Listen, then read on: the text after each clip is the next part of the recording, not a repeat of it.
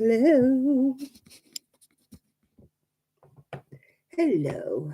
I don't know if anybody's here yet, but here I am anyway. I'm here if nobody else is. Right. I'm looking what I've done with my pattern so I can start actually making something, doing some crochet tonight. Oh, do. Oh, hello, two people. Hello, two people. Whoever two people may be. Hello, Eason. Hello. How are you today? I'm just hoping that the internet behaves itself. Hello, Amanda. Hello, Yolanda. I do hope we don't get cut off like we did last week. You know, it wouldn't be nice, would it? I don't know what hook I'm supposed to be on. Oh, a 4 for that one. Ooh, I'll do the other one. That's a 350 because I've got a 350 hook with me here. So how are we all today? Well, I've got 3 people in and 3 thumbs up, but it says there's 11 watching, so can I have some more thumbs up, please?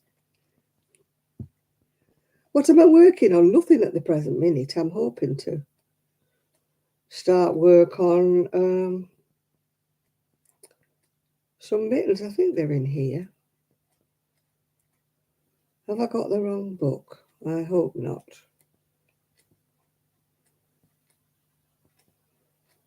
Oh, don't tell me I've reached the wrong book out. I thought I'd got the right one.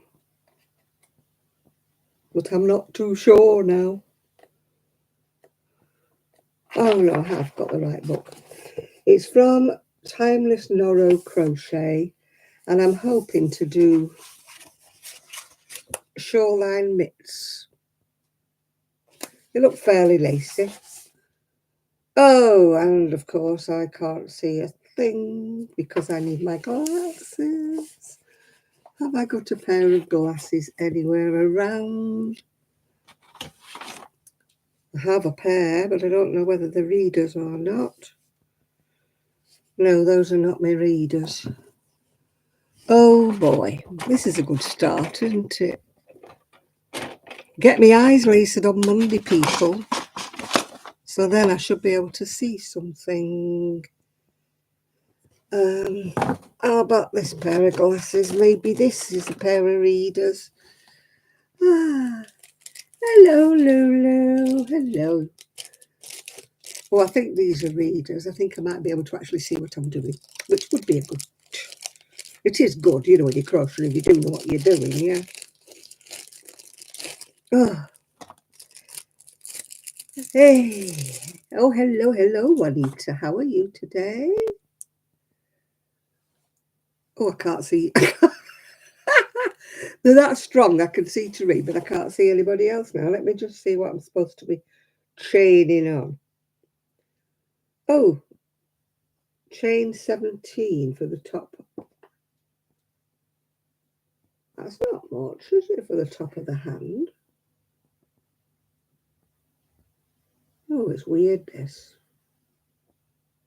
No, it's weird. It needs concentration, which I don't have. Oh, thank you, Yolanda, yeah. Yeah, there's a sticker on them because they're new. It says 3.00 because I can't see a tap with... I'm hoping that on Monday when I get my eyes lasered, I'll be able to see a bit better. Right, that's the sticker off. I've still got a sticky patch where the sticker's been, but that's by the by, isn't it? Now, she says that is no good because that's a funny way of doing them. Chaining on this many and that many and the other many.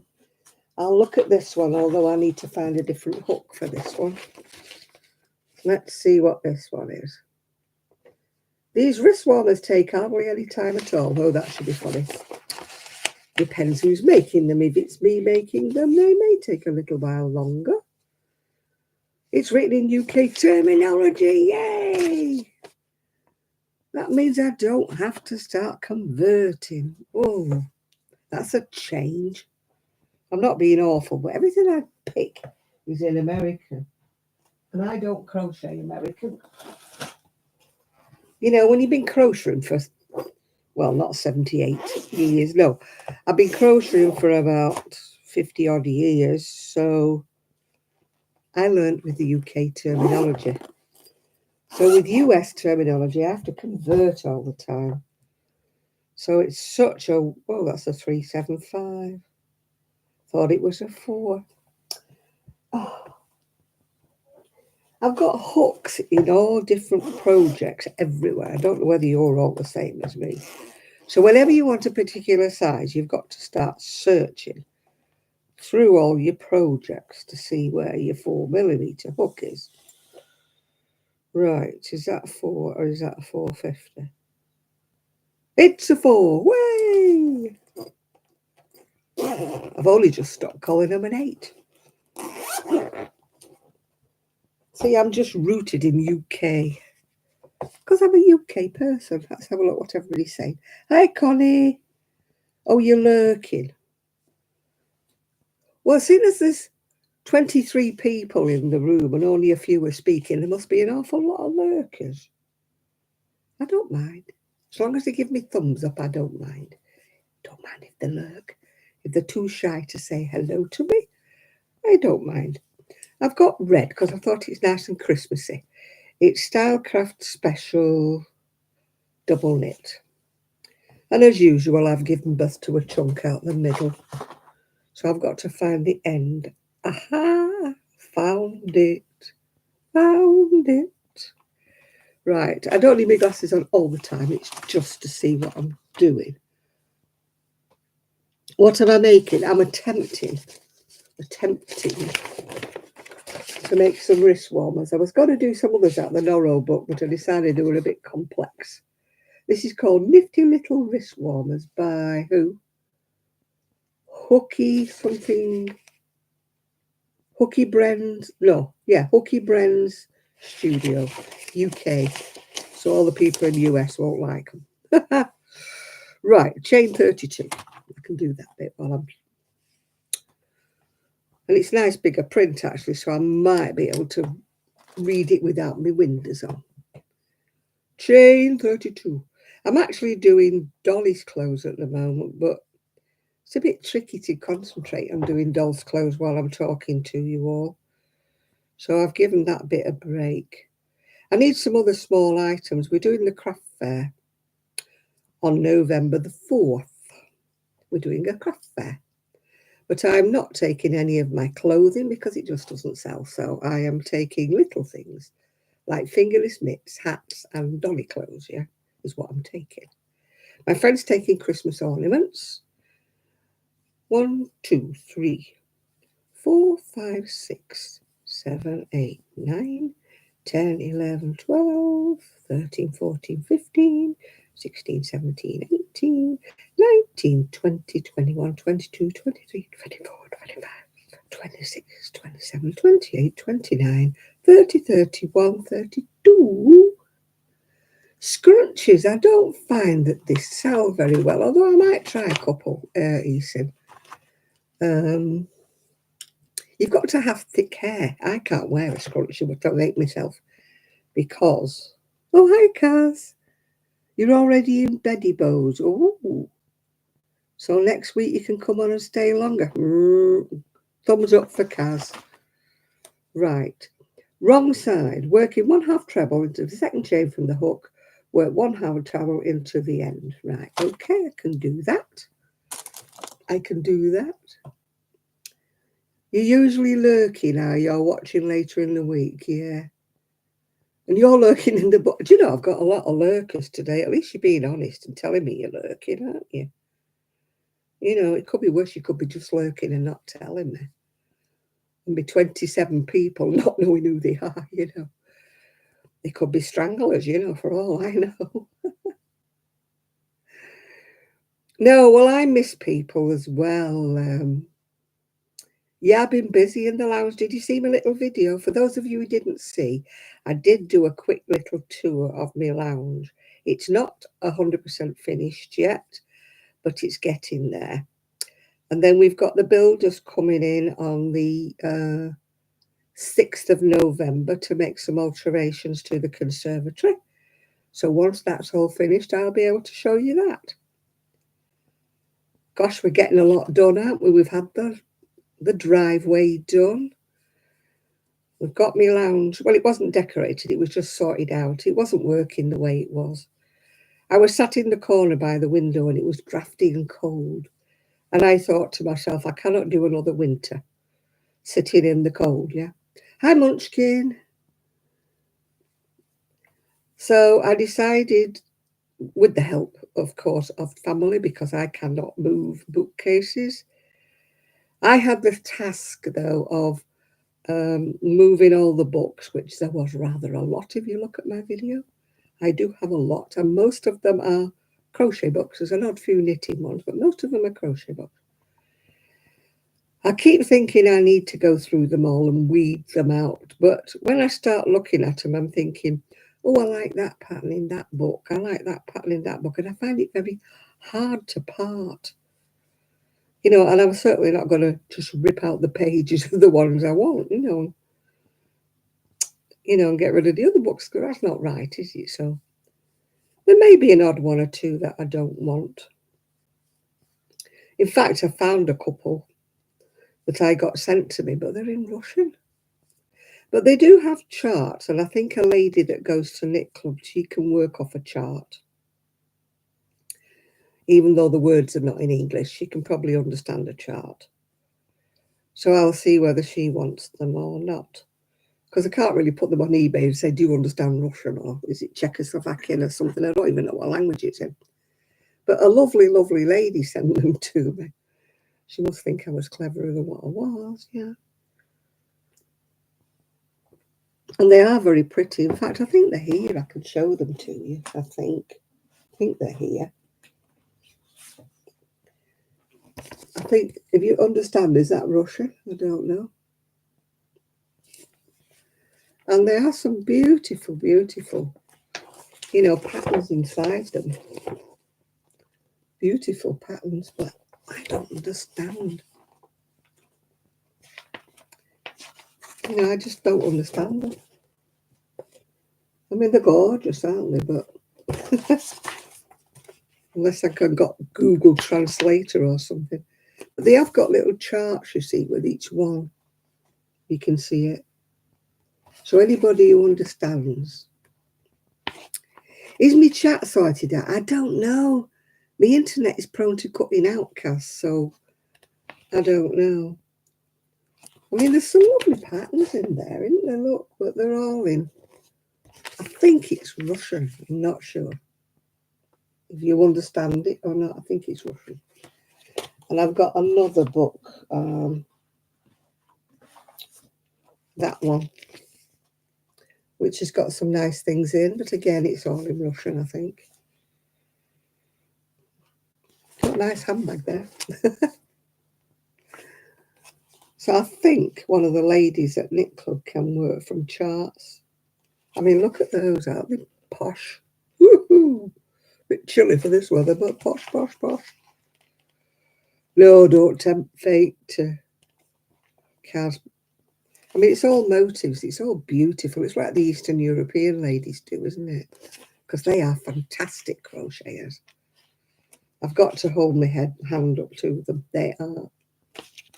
Some of the Russian and the Polish ladies and everything are such fantastic crocheters. That's quite nice, isn't it? With the ziggy zaggies.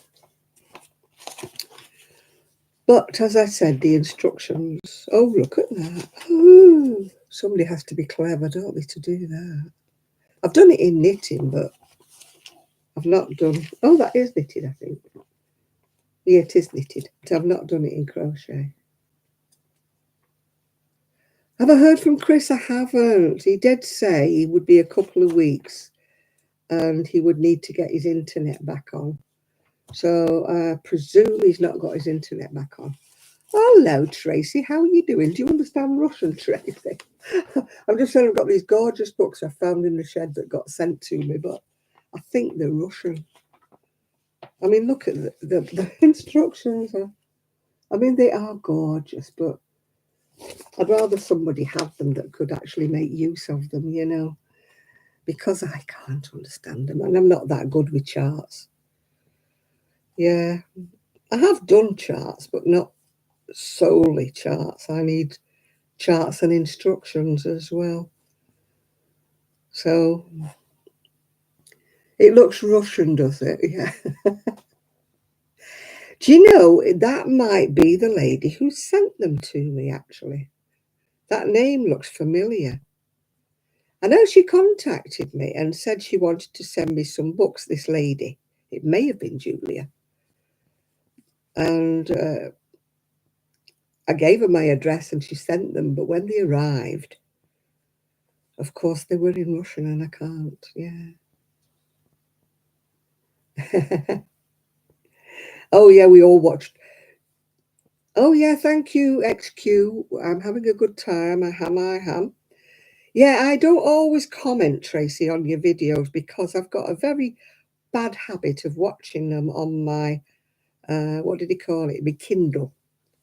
And my Kindle won't let me say anything to anybody. And I keep thinking, when I go back on my proper, you know, PC, I'm going to comment on Tracy's videos. And of course, I forget. Yeah, it might be Julia that sent them to me. I don't know. I don't really know who they're by or who they're from. I cannot remember. I mean, the designs are fabulous. They're just completely out of my... I mean, look at that. Isn't that gorgeous? Absolutely fabulous. But out of my league, if you say what I mean. You know, I know my limitations. You know what you're capable of and what you're not, don't you? And I'm just not. I mean, look, they are fantastic, aren't they? But out of my, completely out of my comfort zone, let's say. I mean, look at, oh God, they're gorgeous, aren't they? It's a shame for me to keep them in my stash when I know full well I will never ever do them. I'd rather pass them on to somebody who might be able to do them, yeah. So what we all doing tonight? What we all doing? Yeah, they are. They're fantastic, aren't they, Yolanda? Absolutely. I'm just sorry I can't do justice to any of them. These days, my brain doesn't work on things like that. My brain works at one speed, slow. Yeah. Yeah. Yeah, Tracy, I do watch all your videos, even though I don't comment, you know, because, like I said, I've got a bad habit of, well, not falling asleep to you. That sounds like you're boring, doesn't it? Because you're not, don't get me wrong. I have a habit of watching you just before I drop asleep. Chain one, it doesn't count as a stitch, hence hand throughout. Work one half treble in each stitch across. Right, another row to do. You started a lot. Oh, you know, people who do blankets. I admire you because I do not have the staying power. It's like asking somebody who walks to run a marathon, you know. I just don't. I've done lap blankets and I've done baby blankets, and I have made. Yeah, I agree, but I am not looking, Kaz. It's not that I'm not buying from Tracy. I am trying not to increase my stash. That's the pure and only simple reason why I don't buy from Crochet Rocks. But anybody else, please look, because she actually sends to America. If you are in America, she will send it, or anywhere else in the world. But I am trying so hard not to increase my stash. Did I tell you I have been given a knitting machine? And I don't know why there's fireworks tonight because there's nowhere near bonfire now. It's an elderly knitting machine, and it's going to need a bit of TLC. But I've actually got a knitting machine again. I sent away for a sponge bar because that's missing, if you know anything about knitting machines. So it was no good trying to, give it a good clean, etc. So I'm hoping to get rid of some of my stash by knitting instead of crochet. My son said, if you've got that knitting machine, why did you get rid of the others? I said, because you told me I had to. He said, I did not. I said, you did. He said, there was no room for them. He said, no, I just said, why don't you get rid of them because you're not using them? Excuse me. As they say, memories may vary. Or recollections, as it may vary. That's what Prince William said, didn't he? Recollections may vary. I sold a beautiful knitting machine in full working order. The one I've inherited is, it needs some work on it. It's not rusty per se, but it needs a bit of cleaning and stuff. And it definitely needs a new sponge bar. So that's what I've sent away for. But I won't be doing anything until after the craft fair or, after I've had my eyes are belated, hopefully Monday, and work. You read the letter that comes with it, and there's all these pros and cons in there, and you think, oh my God, if I start reading them, you may go blind, So I'm not going to read anymore. I'm going to prefer to be one of the ones where it works wonderfully. I used to use my knitting machine an awful lot when I was much younger. But it did taper off, I must confess, as I got a bit older. I went more into the crochet. Knitting machines are great, but you can't watch the telly or do anything. You've got to dedicate yourself to the machine because it goes zoop, zoop, zoop, zoop. I mean, when I used to use it a lot, my son was small and he used to say, Mum, I can't get to sleep. All I can hear is zoop, zoop, zoop, zoop. They're very noisy. Even when they're running like clockwork, which mine were, they're still very noisy, yeah. They have their purposes, Kaz. Machine knitters are great if you like fine sweaters and things, You can knit 4-ply and things and 3-ply very nicely on them, Whereas by hand it takes forever. But, I mean, I had the one with the lace carriage and everything, oh, no, it's not electric. No, it's just an ordinary pusher one. Hey, no, I don't get given things like that. Those electric ones are, boo. 1/2 treble in each one to the last 5 stitches. Right, okay. No, the electric ones are very, very expensive. I've only ever had a manual one, to be quite truthful. But the one I had, I sold it to a lady, and honestly, when she come to get it, she was as thick as 2 short planks. And I really felt like saying to her, I'm not selling it to you, because I knew she would never do anything with it, yeah. A bond. Yeah, this one I've got is a Brother 891. Hey, Nathan. Hello. It's just a manual one. I think it's one where you can do some patterns if you punch things in, but I really only want it to knit plain knitting. I'm not into fancy. I don't want any more fancy stuff. It's not a lace maker or anything like that.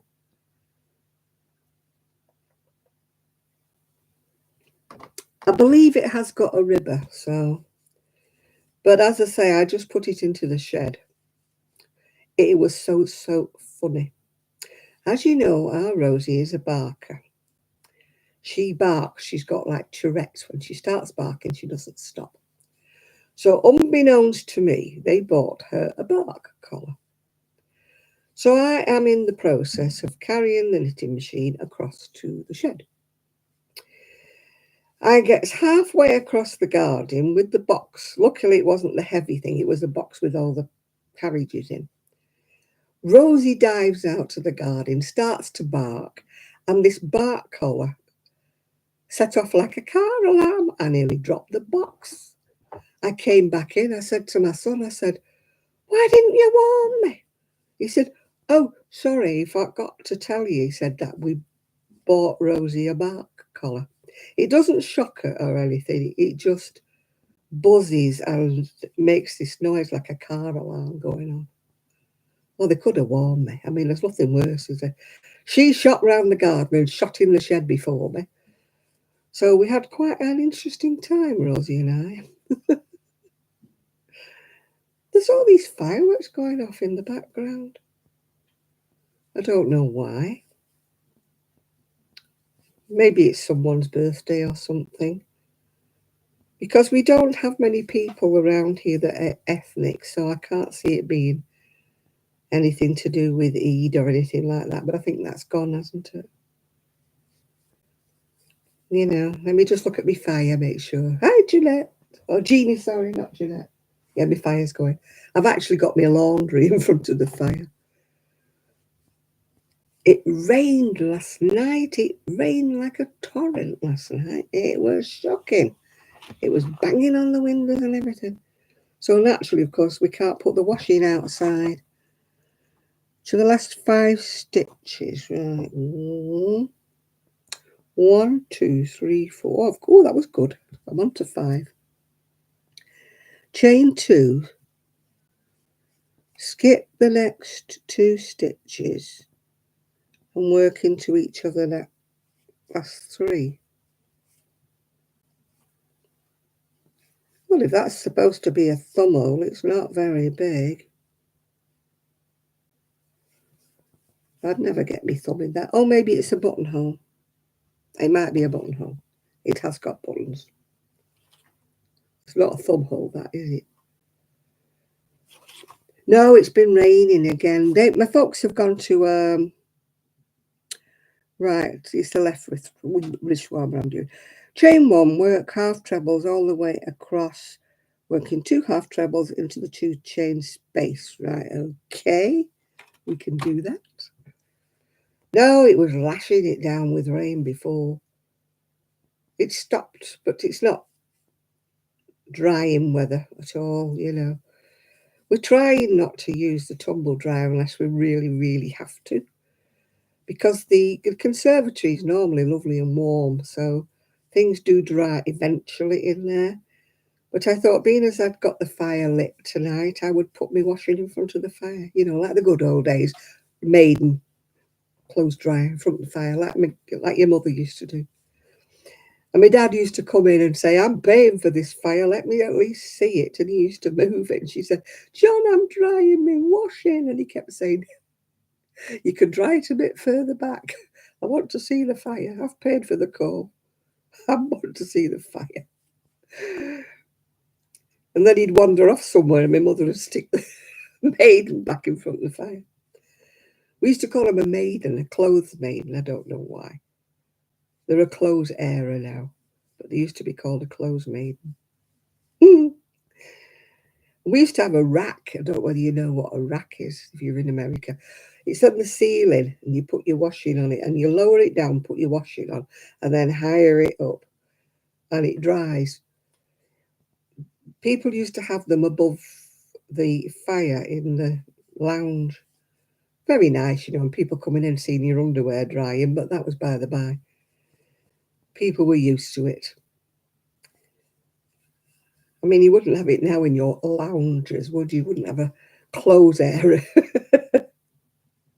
But that's how people lived. We lived in a 2 up, 2 down, and there wasn't room.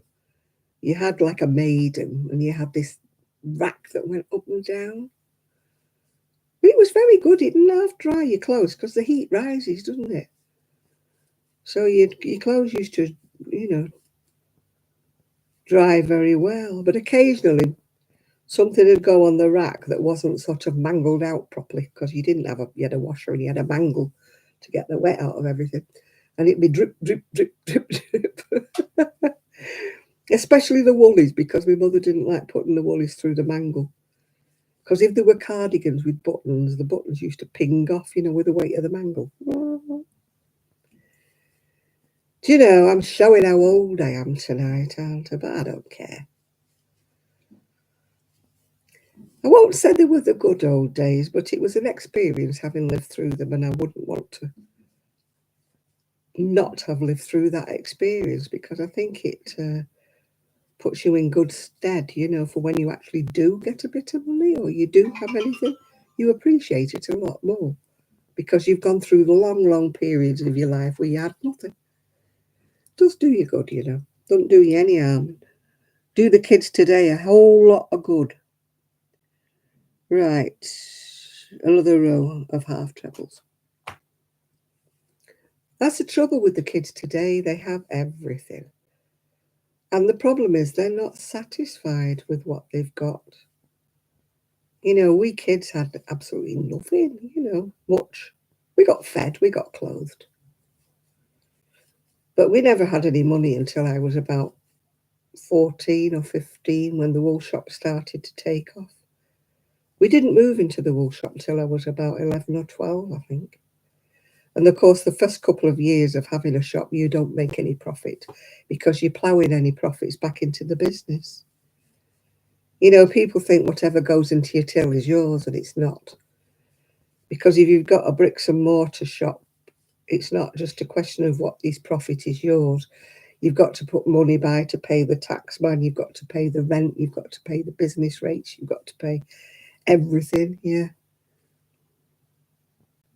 Oh, she had a line of, yeah, we used to have one of those, a rail.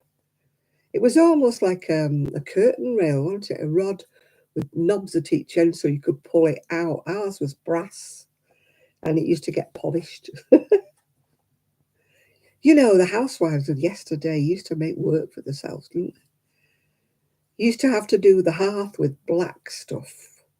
You've got to black the hearth. It was like a horrible, I don't know what it was, but you put it all over because the hearths were black and the oven in it were black and you had to do it all and polish it all. Because woe betide if it was mucky looking. Oh my God, yeah. Then, of course, my mum used to mop and donkey stone the front doorstep and the little semicircle in front of the door, and then the window bottom used to get done. I tell you, housewives, you know, they didn't have it easy, did they? And you had a dolly tub with a posser.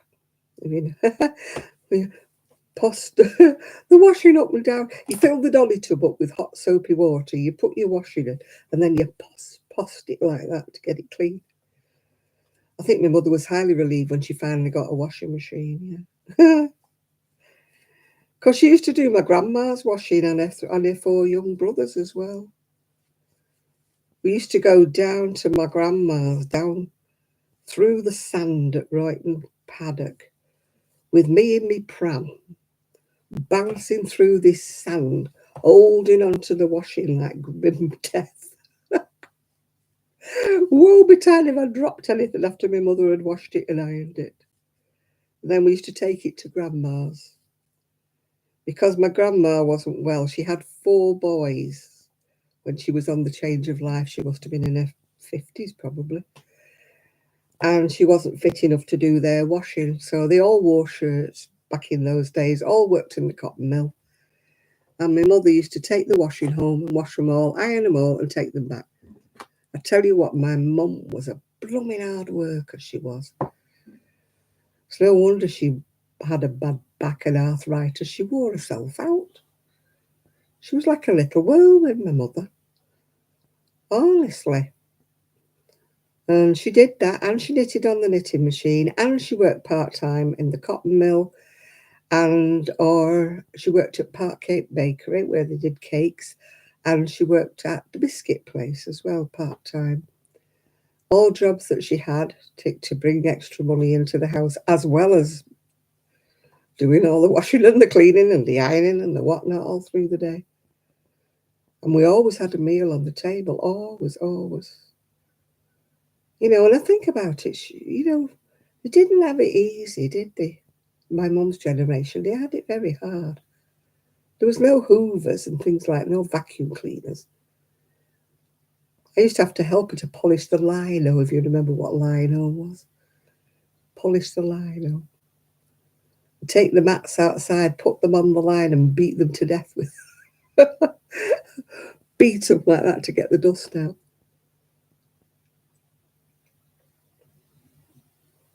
Because we lived right on the main road.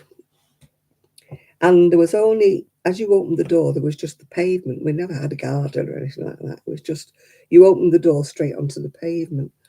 So anytime anybody came in, they used to bring the dirt in from the pavement, yeah. I mean, at my job used to be go out with the brush. And it was a thankless task brushing the dust and stuff off the pavement, because it used to just blow back. The minute a lorry came past, it just blew. I used to brush it off our pavement and then brush it up the street and down the grid. I used to think, well, that bit's not coming back again. Oh, they did. I mean, there was no telly back in the day, was there? They used to knit and sew, make their own clothes, always cooking, always making bread and stuff. Except my mum. That's one thing my mother could not do. She could not make bread to save her soul. It was like lead. You could have stopped a door with my mother's bread. She just could not do bread. Right. Chain one double crochet into the next stitch. Yes. One double crochet into the next stitch. Skip the next 2 stitches and 5 treble into the next. Right. Yeah, we used to. Oh, I know. Did you ever make the peg rugs? I mean, they're all like fashionable now. People are talking about them again, aren't they? When you used to cut up coats and sack, if you weren't rich, you did sacks. Cutting sacks up. I used to have blisters on my fingers cutting up bits of coat to make those rag rugs, yeah. I used to have a groove from the scissors when I used to cut them. Kids today don't know the bond, do they, If you asked a kid today to cut a coat up into strips with a pair of scissors because you're making a rag rug, they would run a mile, wouldn't you? And yet we did it. We didn't get a choice. I'm standing there with your arms out like that while they wound the skein of wool. And there were ounces in those days, so you had to wind a lot of skeins, yeah. My brother was very crafty. Every time he saw my mother digging in the knitting bag and getting a skein out, he used to buzz off. I was never quick enough. I was always doing something else and missed the signal. And she'd go, Janet. Oh, God. Yeah. You called them clippy mats. No, they were rag rugs in my day. Yeah. We used to also do ready-cut rugs. They were like pieces of wool about that long. They came in like a round thing with plastic round them, but they were ready-cut. It was called ready-cut wool. And we used to do peg rugs. Used to do patterns. I had one for years. It was grey with all these flowers on it. I wish I'd never thrown it away. But I used to think it was old-fashioned. You know what I was like in the 60s. It was all modern and stuff. And this rug was just not in keeping with my ideas of how my house should be, When I think about it, my aunt made me some gorgeous cushions all in circles like sunflowers. And of course it wasn't the colours that I wanted for my lounge, so I didn't keep them. Now I could kick myself. I would love to have them back, yeah.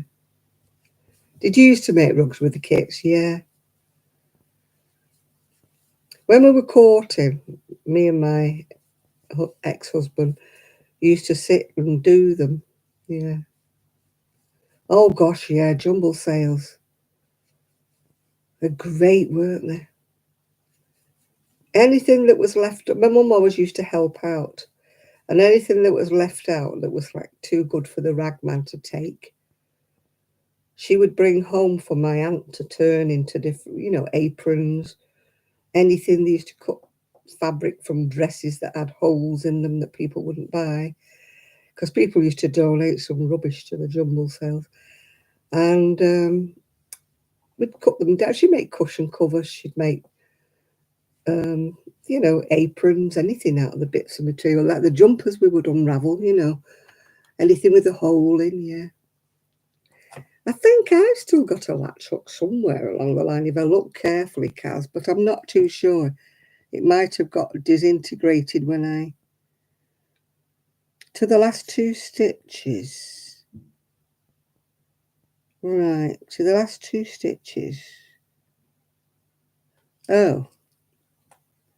She doesn't tell me how many I'm supposed to have.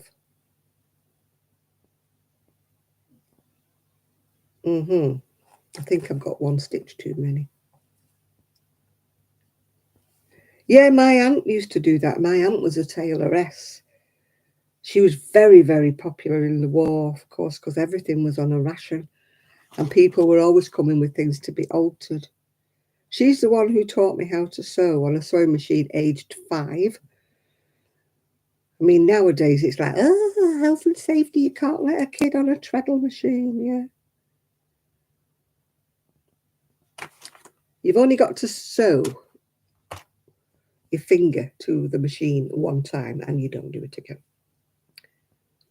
Oh, string pictures. My ex-husband used to do those, but they were in the, probably the 70s and the 80s he used to do the string pictures, yeah.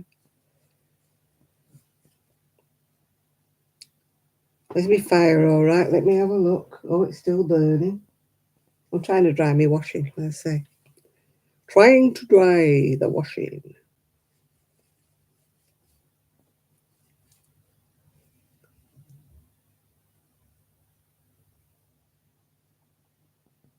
Oh, I don't know. Have you tried YouTube? There must be YouTube.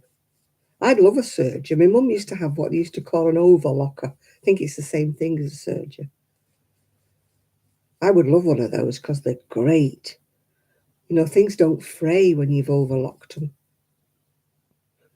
But, you know, when my mum had the shop and she never had time, she got rid of all her machines. I would have loved to have kept her sock machine. She had one of the really old-fashioned metal sock machines. I mean, now, if you see them online, they're hundreds of pounds to buy them. And I doubt you'd be able to get the needles and the accessories for them anymore. Yeah, I would like a serger, even though I don't really do a lot of sewing. They're still good, you know, for when you cut a hem. If you have a dress that's too long and when you cut it, if you serge around the end and then sew it up, it doesn't fray, does it? I mean, my machine does zigzagging, but it's not quite the same. Not quite the same as a serger. And a serger cuts as well as it cuts as it serges. Whenever I watch people on YouTube who are making things like bags and stuff like that, yeah, I wish I had my mum's knitting. I've only got those silly little plastic circular machines, the Addies. They only do thick wool though. My mum's sock machine like did 3-ply and 4-ply, or fingering if you're in America. You know, that socks are made out of.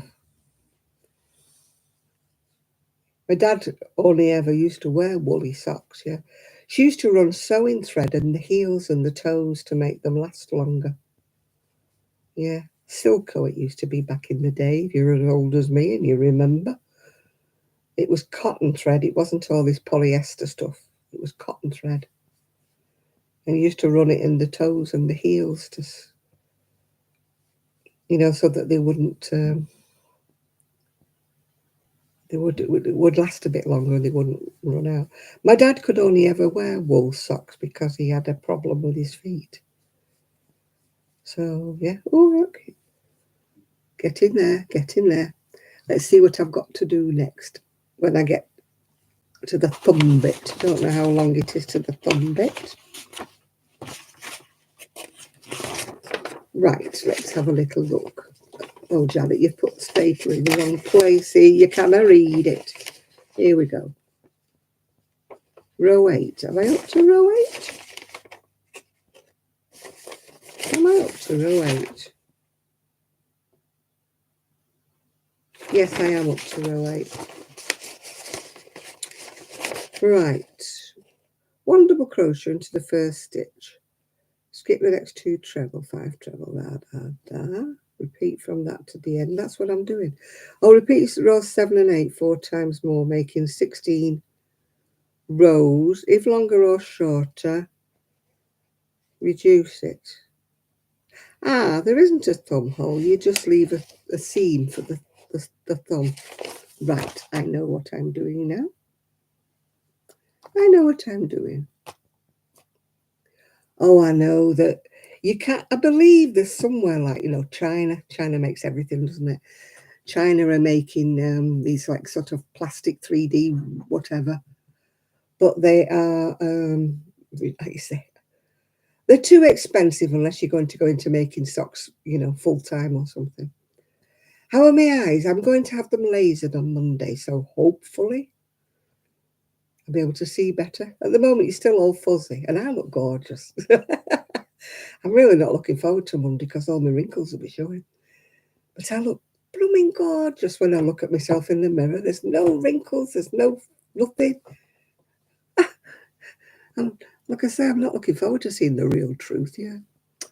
You're going to sleep now, Kaz. Your eyes are dropping. Yeah, hopefully. Yeah, thank you, Munchkin. Don't forget to put your thumbs in the air, please.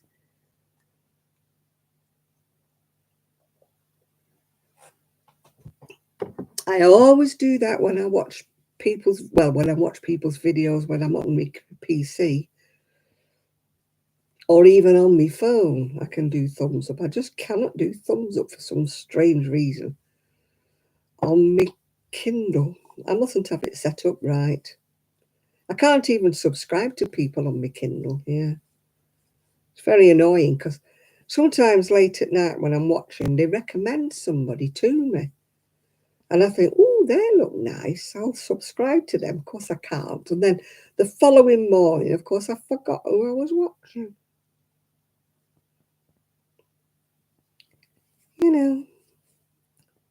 Silly me. Night-night, Kaz. I was going to say don't let the bed bugs bite, but there's blooming epidemic of the damn things, isn't there? They're all over the tube. They're everywhere. They're in hotels. They don't know where they're all coming from. They said at first they were coming from France, didn't they? But now they're in London. They've even had them in Blackpool in a hotel. Yeah. My niece has gone to London this weekend. I said to her, she said, oh, I'm going on the tube. I said, well, if anything red crawls on your leg, I said, just bat it off quick before it bites you. You think in this day and age we wouldn't have such things as bed bugs, wouldn't you? Makes you wonder how come that. And apparently they're getting resilient to, the stuff that used to kill them. Or if you're wondering what this is, it's me. My neck thing. I'm having trouble with my arthritis. Not having a good day. Cold and wet does not suit my Arthur. But no good moaning on about it, is it? Just take you. I won't take painkillers. I'm a fool to myself. But so I've got my back brace on and I've got my neck brace on. So just keep going, you fool. I know they have, but there seems to be an epidemic of them now, Munchkin. They seem to be going rampant. And they're like super bugs, if you know what I mean. They're resilient to being killed with what they normally do.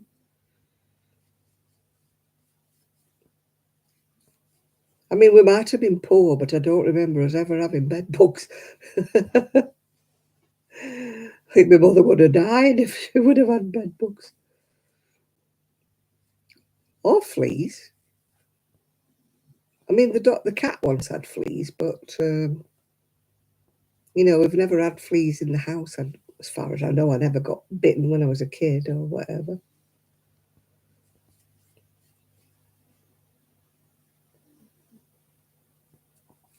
So, I mean, I remember somebody that I went to school with, their house was all boarded up and sealed up. And I said to my mum, what's wrong with Brenda's house? My mum said, oh, they've got, I don't know, it's cockroaches or fleas or something. And they're going to what they call stove it. They used to pump this, they used to seal all the windows and the doors, and they used to pump this stuff in. And they used to take all the furniture away in a removal van and put that in somewhere. And they used to, I don't know what stove it meant, but I presume pump a load of insecticide in. And then they had to go to the public baths, and they had to have all the clothes and everything washed in hot washes before they were allowed to go back in the houses again. Yeah. I remember next door to me, the little girl said to me, oh, we've got fleas. And I thought, ooh, last time she comes in my house. She said, Mum said it's from the cats. She said, but they're all over and they're jumping about. I thought, oh, please don't let them in my house. Anyway, touch wood, apart from the cat having fleas once, you know. But we soon got rid of the fleas on the cat. Can't be coping with things like that. My poor cat probably. You ever tried to bath a cat? It's an experience. I finished up bathing the cat wearing a pair of my son's old motorbike gloves with gauntlets. And he still managed to scratch me bust. Oh, their legs go like that when you try to bath a cat. But there was no way I was getting rid of these fleas come hell or high water. He was being bathed.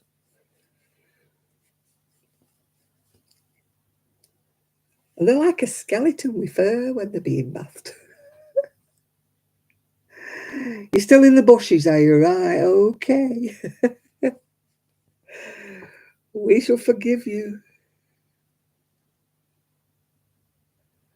Oh, that sounds disgusting. I can remember being at school and kids coming in and they'd have purple, like on their mouth or somewhere. And that was like, I think it was some kind of form of scabies or something.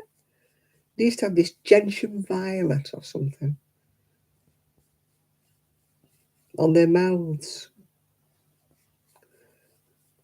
As I say, we weren't very rich when we were young, but at least we weren't, we were poor, but we were honest. Yeah, my mum used to stick me in the kitchen sink, which I used to absolutely hate, because she would stand me up in the kitchen sink, and of course anybody walking past the kitchen window could see me stood there in the sink, and I used to say, can I sit on the draining board? Impetigo, that was what it was, yeah. Lots of kids at our infant school used to have that. But they did live in a bit of a slum area, yeah. Oh, God, yeah, Nitty Nora. They're not allowed to do that now, are they? And they're not allowed to single kids out who have it. I know my friend's daughter at school said one family must have never, ever checked their kids' hairs for nits. And they'd come back with letters saying there's been an epidemic like a nits in the school. And all the responsible parents would treat their kids. But this one family never did. And so it was like fighting a losing battle, because every time they went back in school and they went anywhere near this kid or the kids, they finished up with nits again. Yeah, dear. Yeah, Nitty Nora, the bug explorer. Some people call them cooties, don't they? We call them nits, yeah. I only ever had nits once. My mother was combing my hair. She would Dettol and vinegar and all sorts, because there was no such stuff that they have now. They have all this. And after that, the hair had to be washed in Vosine, if you remember it. It stunk like anything. But apparently nits didn't like Vosine. Or so my mother said. So I used to have my hair scrubbed with this Vosine stuff. Yeah, she used to be there combing my hair with this vinegar. I used to smell like a chip shop. She said, "Come here." If she saw me scratching, "Come here." Then she'd squash me between her knees and she'd be combing my hair. And I'm going, "Oh, that hurts," because I had long, long hair. It hurts me. And she goes, "You've got nits." Only once I got the nits, that was enough. But still didn't stop my mother. Durback, that's what it was called. She used to durback my hair. When you've got long, long hair, like I did when I was little, with a little knit comb, when your mother's not gentle, it's a wonder I had a hair left in my head. No wonder I'm going bald. It's probably my mother. She used to do with the hairbrush, and if you protested, she used to whop me with the hairbrush. "Sit still. I'm doing your hair. Sit still. I haven't time for this."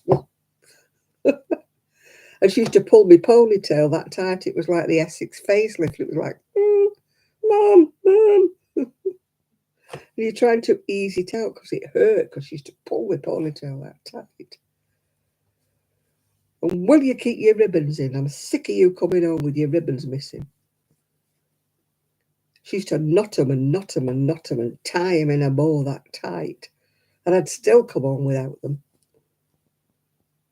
"Where's your ribbon?" "I don't know. I haven't got money to keep buying ribbons for you." "Well, don't buy them." And she used to put massive, about 2-inch ribbon it was. I used to look like I've got a butterfly stuck on top of my head. In all my school photographs, people say, "Which one's you?" I said, "The one with a butterfly on her head." That were me. I think if she knew it was photo day, it was bigger and bigger, the bow, you know. Yeah, I think it's the generational thing, Yolanda, you know. They weren't brought up to be pandering to you. I mean, nowadays, the "Darling, do you want your hair? Come here while Mummy brushes your hair." It was like, "Come here." There was no "come here, darling, when I brush your hair."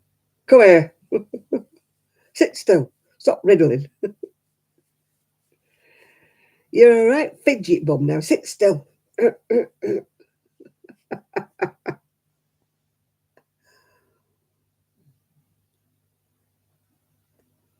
Oh, that sounds worse than us, yeah. Oh, we weren't excused, gym, you know, if you had a period or whatever. We didn't go swimming in the senior year. We only went swimming in the junior year, which we were too young to have periods, yeah. But if you were on your period, you didn't dare say you couldn't do the gym, you know, because you had cramps or something. You said, "Work it out, work it out. Best thing for you if you've got period cramps. Best thing for you. Get running up and down the gym. Get running up and down there. Exercise is the best thing for it." And you'd be like doubled over like with your period cramps, you know, and she'd be, "Come on, keep running, keep running." Sadist, a lot of them. There were no such thing as, "Do you want to lie down? Here's an aspirin and go and ask nurse for a hot water." But we didn't have a nurse. You know, we had a teacher who was on first aid duty if you fell over and banged your head or something. Yeah. You know, if you were lay there bleeding, one of the teachers would come out to you. But we didn't have a nurse around like that. Life was tough. Back in the day, you didn't dare say you couldn't do anything because you had a period. Oh, God, no. It's my phone. Yep. So I'm sort of looking forward to Monday, but not, if you know what I mean. Oh, God, yeah. No excuses for missing gym. I used to try and get dental appointments and doctor's appointments when it was the gym.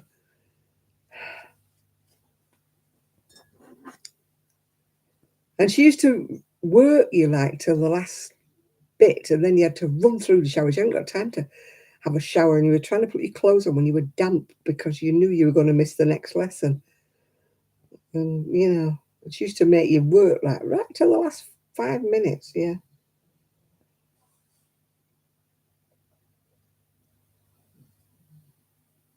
And we'd be coming into the next class like with wet hair, and you'd be have put your clothes on over wet bodies, and your shirt would be stuck to you, and your knickers would be stuck to you because you were still wet. Yeah.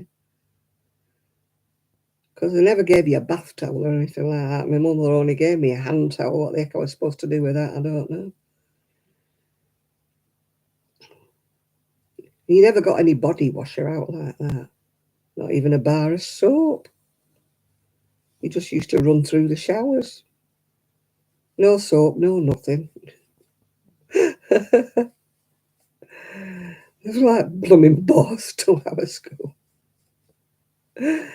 Oh. And I think the head teacher had modelled herself on the prime of Miss Jean Brodie. Girls, she used to say, girls, we will act like ladies at all times. And don't forget to help mother. Mother has a lot of chores to do, so you must help mother about the house. Ooh.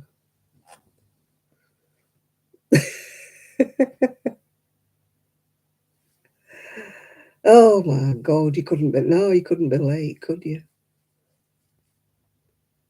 Yeah. And anybody caught smoking, which I never did, but anybody caught smoking used to get expelled. No warnings, no detentions. If you got caught smoking, you got expelled. No, we didn't have nuns, but we had Lex Beck's thing. Oh dear.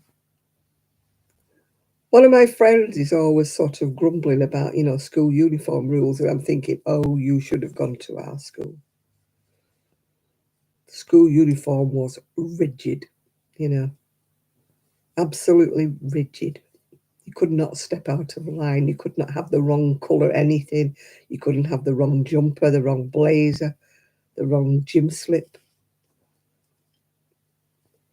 When you think about it, we were much poorer as a generation than they are now, but we were still meant to have the proper school uniform.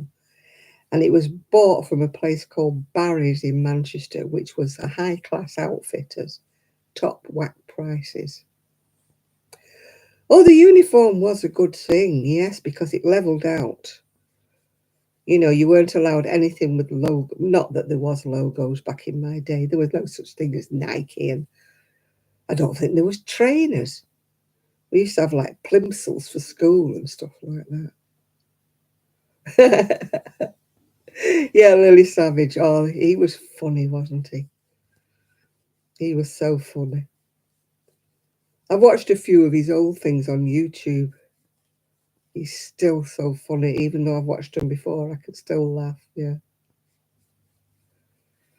Yeah, uniforms were a great leveler. You all had to have the same thing and you all had to look alike. The only problem was, like, for us, with my mum, like, the uniform was quite expensive, for anybody with, at the time I went to the grammar school, there was only my dad working and he was a butcher and he didn't get paid very good wages. So my mum had to really struggle to get me the right blazer and everything. And it was pretty expensive, because at the time I think my blazer cost £7, which was kind of a week's wages back then. Yeah. Yeah, I had to wear. My mum got them me. My gym slip, my gabardine raincoat was practically sweeping the floor. It was that long because my mum had bought it for me to grow into, if you know what I mean. And the sleeves were all turned up inside. My blazer fitted me almost until I was 16, I think, from when I was, what, 11, 12. She bought the blazer that big. I mean, my hands used to disappear inside the blazer because But she had no money. She couldn't buy things to fit me. She had to buy things for me to grow into. Same with my gym slip. I think I was nearly tripping over my gym slip when I first started school.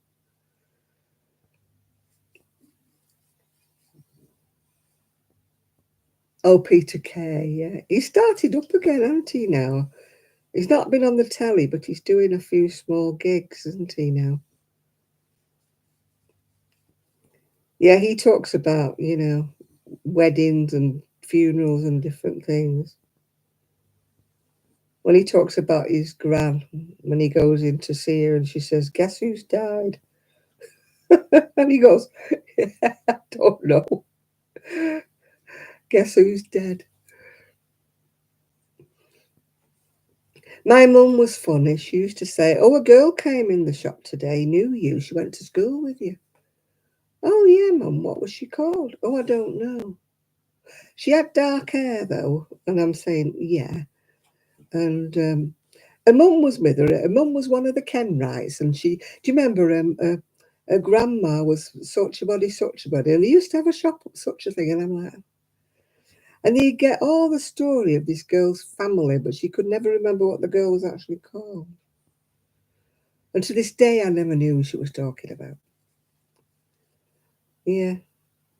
But that's what my mum's generation was like. That, they'd start telling you a story. And then they'd start saying, "Course you remember. Course you remember. Her auntie was so and so. And she were cousin to such a body, such a body. Now you must know them because everybody knows them." And then she'd be going on. And he still stood there going, "I've not a clue who you're talking about." Because they never said any names. They never knew names. They'd always know the names of their grandma. Or they'd know where their grandma used to work, which, of course, she never did. Oh, God, we couldn't do that. No, couldn't do that, Munchkin. If we were seen outside the school, even on the way home and the way to school, if we'd shortened our skirts, we were in trouble. Big trouble. We had to represent the school at all times, and we had to be seen at our very, very best and not do slovenly behaviour. Yeah, it was slovenly behaviour to shorten your skirt. Yeah. We had to kneel down, and if our skirts didn't touch the ground when we kneeled down, we were in trouble. Hello, what are you doing? Hmm? Trixie's here. What are you doing, Trix? What do you want? No, Grandma's not got any food. She's not eating. What are you doing? My blood sugar levels were rubbish this morning, and I don't know what I'd eaten. I haven't eaten anything sweetie or anything. I've not eaten chocolate or anything. I had one piece of very slim little finger of cake I had Wednesday. Well, it wasn't, no, it was a little square finger cake I had on Wednesday. But apart from that, I've been good. So I don't know why my blood sugar was terrible this morning.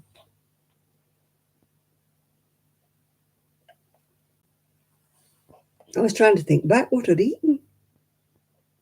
I'm thinking, what did I have that was naughty? I had my blood sugars done again yesterday, yeah.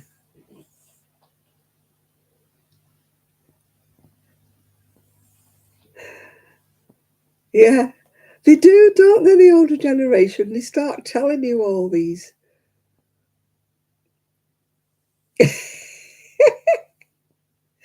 Oh, it's like the one about chewing gum and bubble gum, isn't it?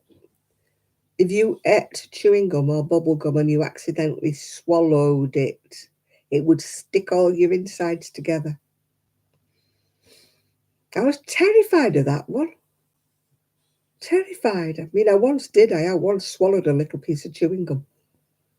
And I was crying my eyes out, running to my mum, saying, "Oh, my insides will be stuck together." And she kept saying, "No, you'll be fine, you'll be fine. It's only one little piece." "But you said if I did that, my insides would stick together." And she goes, "No, I meant if you did it on a regular basis, you'd be all right with just one piece."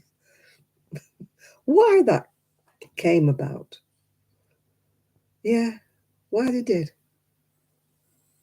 But bubble gum, I mean, oh my God, it used to taste. Then you'd blow a bubble, wouldn't you? And it'd blow back and it'd stick all over your face and your nose. And you used to see who could blow. I could never blow the biggest bubbles because whenever I blew them big, it used to stick on my face.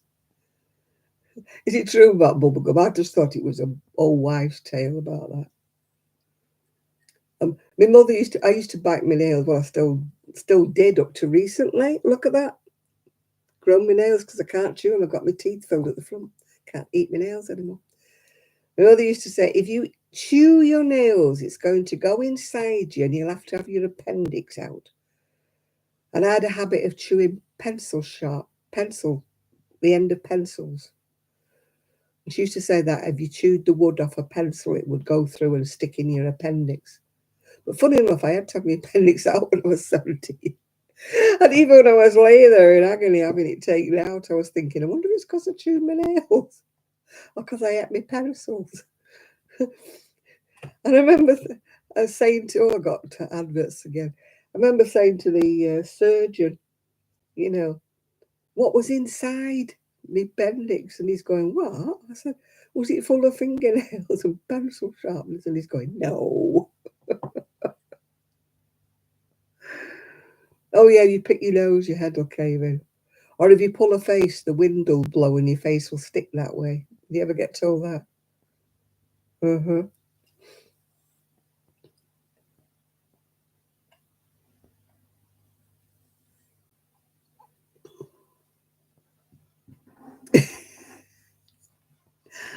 Oh, we used to get told if you washed your hair when you were on a period, you couldn't wash your hair. Why? Don't know why. Yeah. You couldn't go in the bath and you couldn't wash your hair. I used to do that. My mum used to say, no, you can have a flannel wash, but you can't go in the bath. I used to go in the bath. I could understand it for hygiene reasons why you don't want to sit in the bath, at certain times of the month. But no, you can't wash your hair. I never subscribed to that. I used to wash my hair. I had very, very greasy hair. Really greasy hair. Yeah. So there was no way I could have lasted, 7 days or whatever without washing my hair. Where are you? What are you doing, Rose? What are you doing, Rosie? What, darling? What do you want? Are you okay? Are you okay, sweetheart? Hmm? She's my little darling, aren't you, Rosie? Your grandma's darling, aren't you? Hmm? Your grandma's darling.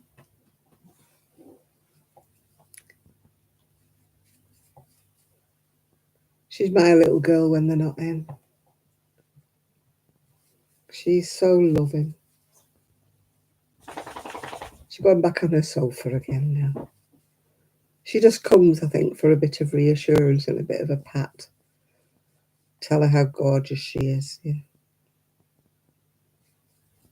I'm sure she understands me. I tell her she's so pretty and she's so lovely and she's grandma's girl. And she looks at me with such adoration in her eyes. Yeah.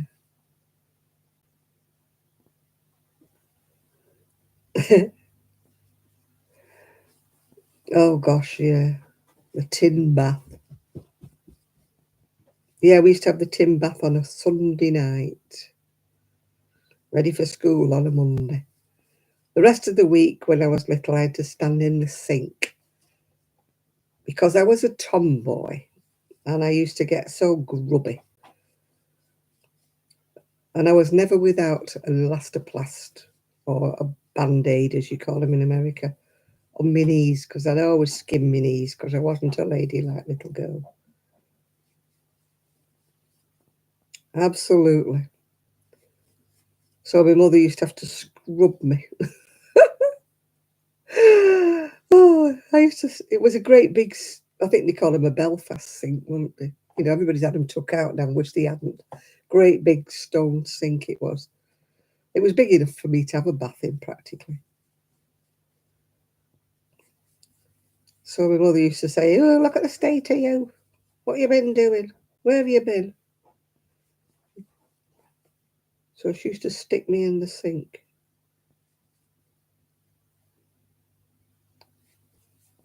And then when I was about 9 or 10, we had a bath put in. It was the tiniest bathroom in the world. It was like being in a camper van. It was so small because my mum had to divide the back bedroom into two, and the back bedroom wasn't big to start off with. So we had this tiny, tiny little bathroom put in. But oh, it was the height of luxury.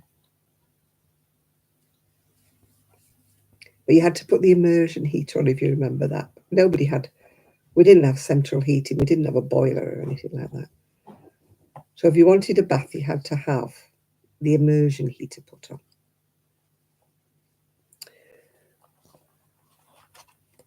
You didn't waste that. You know, you only put on, you'd be having a bath in about 2 inches of water.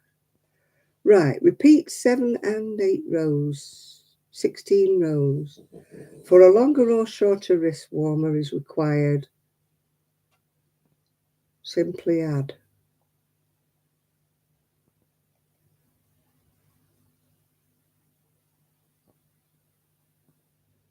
Sew the first few rows together, depending on the size, about 4 or 5 rows. Sew the bottoms in place, and they're ready to go. It's quite an easy pattern, isn't it? I don't know how many rows I've got to do. A few more than that. You want them to come a bit further up, don't you? What did it say? 16 rows altogether, did it say? Yeah. 16 rows altogether. And I've done 1, 2, 3, 4, 5, 6, 7, 8, 9. I've done 10. Yeah. Yeah, those were the days. We had a great big tin bath that used to hang outside on a nail in the back garden. Well, we didn't have a garden. Posh. We had a yard.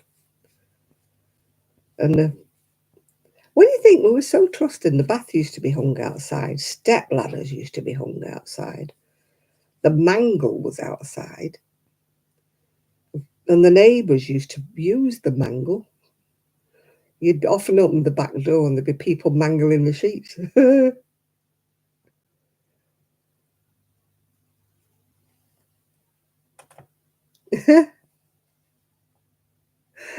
Yeah. Yeah, I used to be washed in the sink until I got too big to sit on the draining board.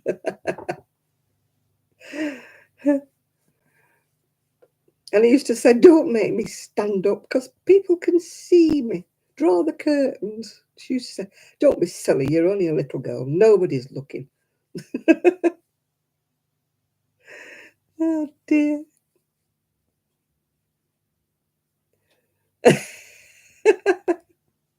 There's not many sharks in the UK, Mimi. I think the water's a bit too flipping cold. I used to go in the sea when we went on holiday, but we went down south usually. It was a little bit warmer down there. But the sea's always cold in the UK. I'm going cold. Is my fire going out? Let me have a little look. I'm going cold.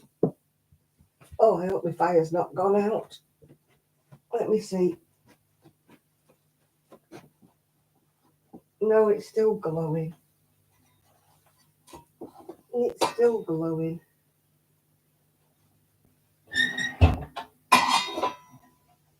I'll put another log on.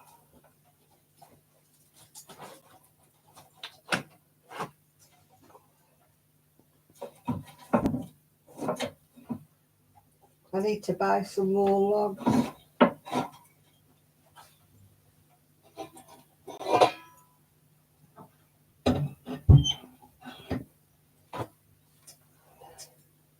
Is my washing drying, is it?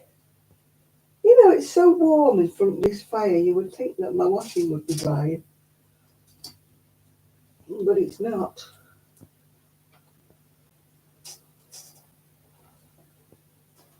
I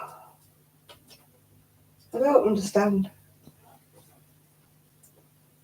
why my washing's not drying. I don't understand it. Oh,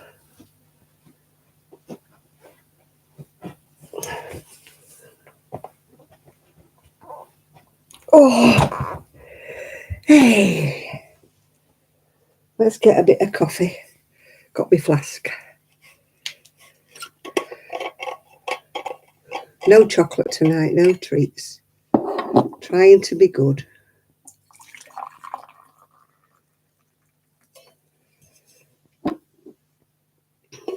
We've got no Shad tonight. We've got Nathan, but no Shad.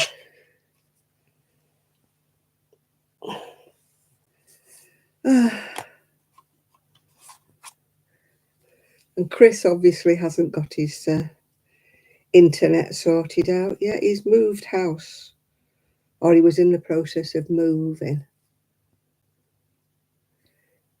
Oh gosh, yeah, we always hang our washing out. Solar energy. Well, our electric bills and that are so high. That's why we don't use the dryers unless we have to.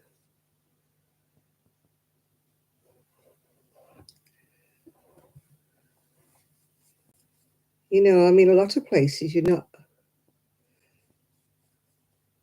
Oh, I would even if I lived in the. Hi, Val. How are you tonight? No, if I was in America, I'd dry me washing. I know some places they don't want you to. I mean, there's some posh blocks of flats where they don't want you hanging your laundry on the balcony and stuff like that. No, coffee is a bit like that. Gas dryers.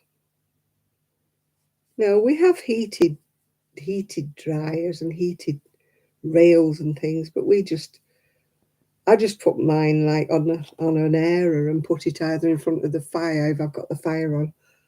It's Val, by the way, not Eric. She just uses her husband's pseudonym.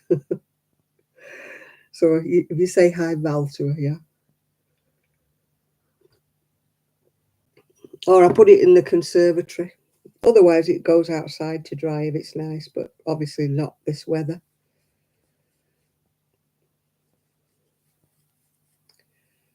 I must admit, though, everything feels damp. I think we're so close to the sea.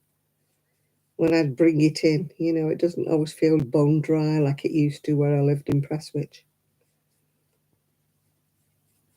I mean, I had great big long washing lines in Prestwich and everything used to dry. Even the bedding used to dry in no time.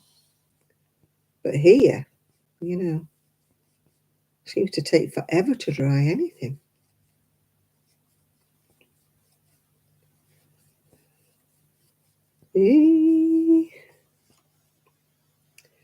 I've been playing Erasure. It's my own fault because there's an advert on television for a car that uses has an Erasure song with it, and I keep singing that, so it made me go and hunt out my Erasure CD. Not listened to it for a long time, so I had to hunt it out. I thought, oh, Erasure, yeah. Does it smell mouldy? No, not really. It's just damp, kind of. Even on a nice day, I think it's the sea air that makes it damp. I usually bring it in, but I won't put it in the cupboards or the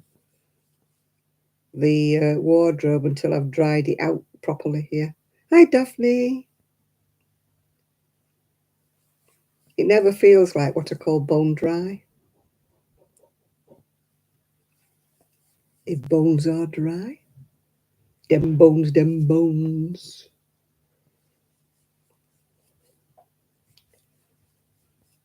Gosh, I think such weird songs come in my head. When I get... You had vinegar. Does it not smell of chips? Or do you use white vinegar? I don't usually use, the comfort, the softener. I don't usually bother. It gets a bit overpowering, some of those fabric softeners. They're very narrow, these. I must be a tighter crocheter than some people, because I haven't got big hands. Yeah, this is going to be quite small. Gosh, it is going to be small. Never mind, somebody might have smaller hands. You've had hailstones today. We had terrible rain for a few minutes. It really hammered it down. But I don't think we had hailstones. If we did, I don't remember. And I'm sure I would. The rain was beating on the window for about a quarter of an hour. But then it stopped and then the sun came out.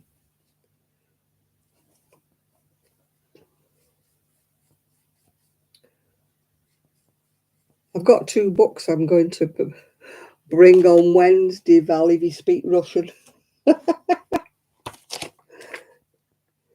But do you understand charts? I don't know whether you do or not. Like, it's Russian, but it's all in charts. I don't know whether you understand it or not. I don't. Somebody sent them to me a long time ago. But it's all like Russian. But they're all in charts. I don't know whether you understand it.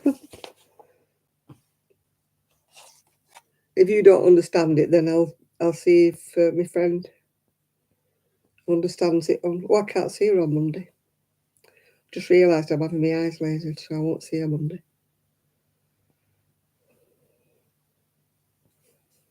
But I don't know whether you understand charts or not, Val.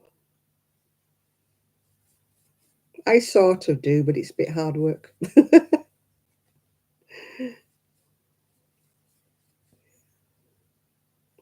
Yeah, I could sort them out, I suppose, Yolanda, if I really, really tried.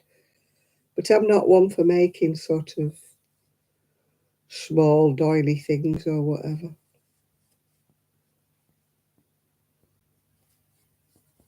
Are you there, you Jane? You going to Betty Bo's? What time is it there? I thought you were in America, Jane. You going to bed early?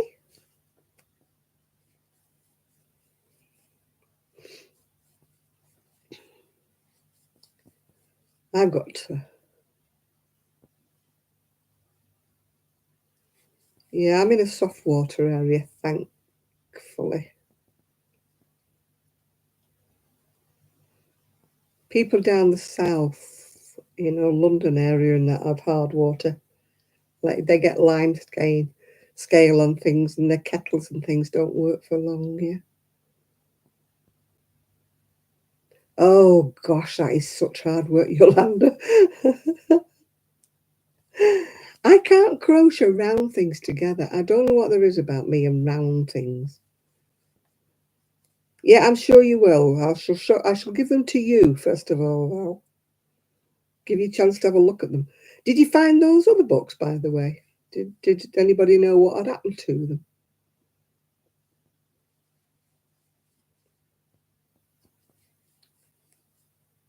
Did Sue tidy them away?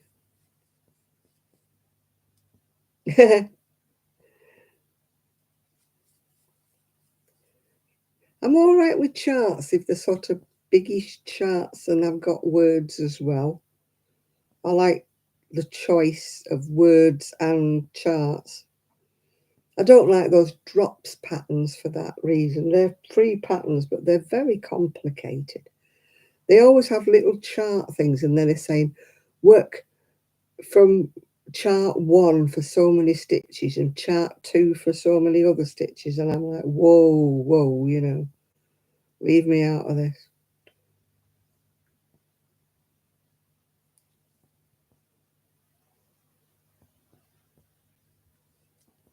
You know, a friend of mine wanted me to. I mean, I did manage to crochet it for her, but oh gosh, it was so difficult. And then I watched, what was she called? Cozy Cottage Corner or something, crochet. She just had a baby. I don't know. I can't remember her exact title. I watch her. She's crochets and she knits. And she did a drops pattern and she really struggled with it. And I thought, I am so glad I am not the only one. And they're gorgeous, gorgeous patterns and they're all free. But blooming heck, you have to have a degree in, you have to be able to read charts, yeah. Oh, the fire's whizzing away there. I don't know why my laundry's not drying. It's stuck right in front, yeah. Yeah, the first time I used a chart was Doris Chan, the that shawl pattern she does. Oh gosh. Oh, I've made so many of them. I should know what it's called. But that was the first time I used a chart to. But she'd written out all the rows.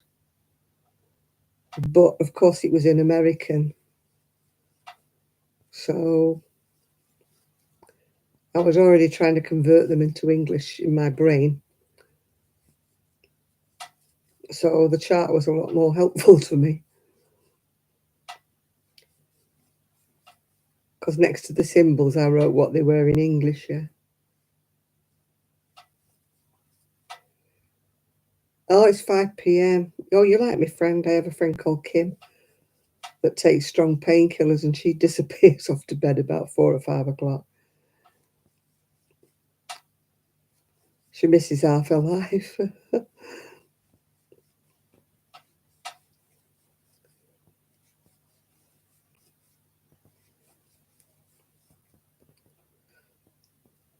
I tend to nod off in the middle of the day for about half hour.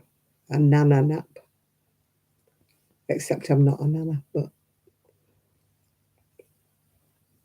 right, I think I've got one more row to do. 1, 2, 3, 4, 5, 6, 7, 11, 12, 13. Oh no, 14. Could have sworn I'd counted 14 before. Try again, Janet. Right, 1, 2, 3, 4, 5, 6, 7, 8, 9, 10, 11, 12, 13, 14, 15. Yeah, I did. Got one more to do according to this, but I must be crocheting very tightly.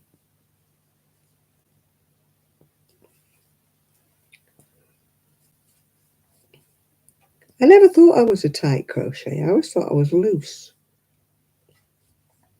Loose crocheter, not a loose woman. But lately, everything I'm making seems to be coming out small. Maybe my tension's tightened up.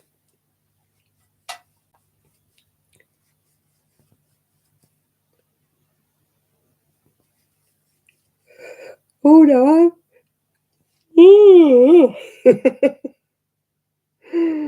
I'm yawning now. I don't know why I've gone cold. It's not cold in here. I've got the fire.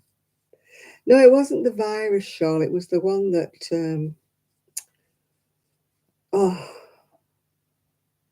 the one of Doris Chan's. Blue Curacao, that's what it was called. Blue Curacao shawl.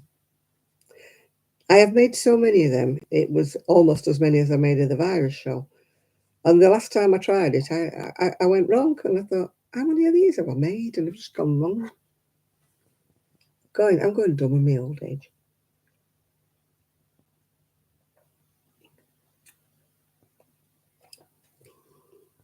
Patterns that I did. Oh, I managed to find, you know, the cardigan I knitted that I said I hated because the colour was horrible. Well, somebody had asked me on my YouTube, did I know which pattern it was? And I did know which pattern it was, but considering it was about 40 years old, I thought, cat in house chance, you know. Anyway, I trawled through, would you believe, about 60 pages of Etsy. And almost right at the last page, I found it. So if anybody's interested, I have put a link on the Saturday night page for Facebook. So if anybody wanted to knit that cardigan, I mean, the cardigan pattern was fine. It was just that I didn't like the colour. The colour was miserable. You know how I feel about miserable colours. Drains the life and soul out of me. Right. Well, I've done what it says for one. Although if I make any more, I'm going to have to make them bigger because this is so tiny. I have to be somebody smaller than me. Goodness gracious. That is a tight mitten.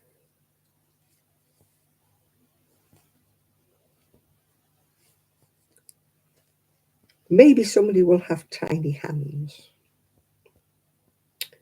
Maybe they will have tiny hands. Looking for scissors. Good night, Jane. I used to say good night, sleep tight, don't let the bed bugs bite, but after the sort of influx of bedbug situation in the UK, I better not say that, had I? One down. As I say, it's so small.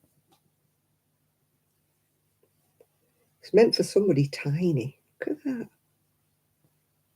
If I make any more, I'm going to have to put more chain on.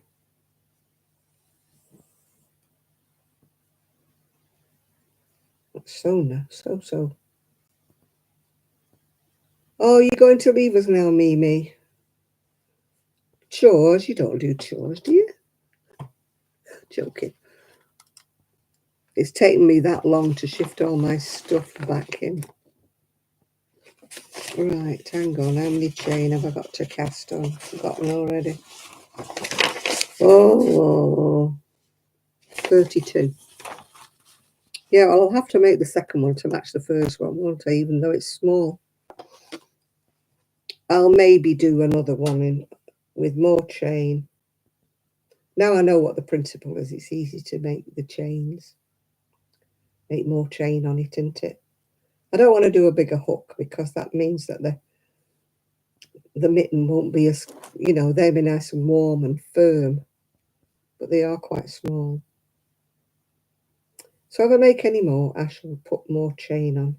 It's only a rectangle, really, with a buttonhole in it, isn't it? So, and I don't see why there was a left and a right. Oh, yeah, there is. The wrong side and the right side, yeah. I've just got to say I don't see why there's a left-hand mitten and a right-hand mitten, but, there is. Right, 1, 2, 3, 4, 5, 6, 7, 8, 9, 10, 11, 12, 13, 14, 15, 16, 17, 18, 19, 20, 21, 22, 23, 24, 25, 26, 27, 28, 30, 31, 32. Hi, John. How are you doing? 3 cases of polio. I thought we'd got rid of all of that.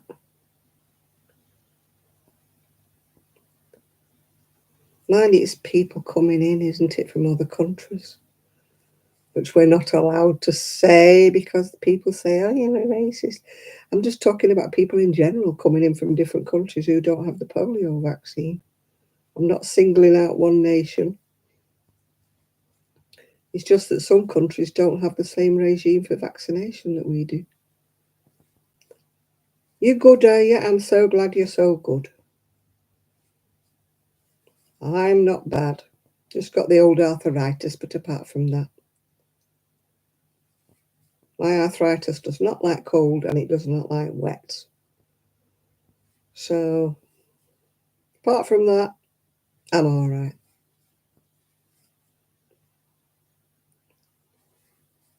I'm glad you're great. Oh, good.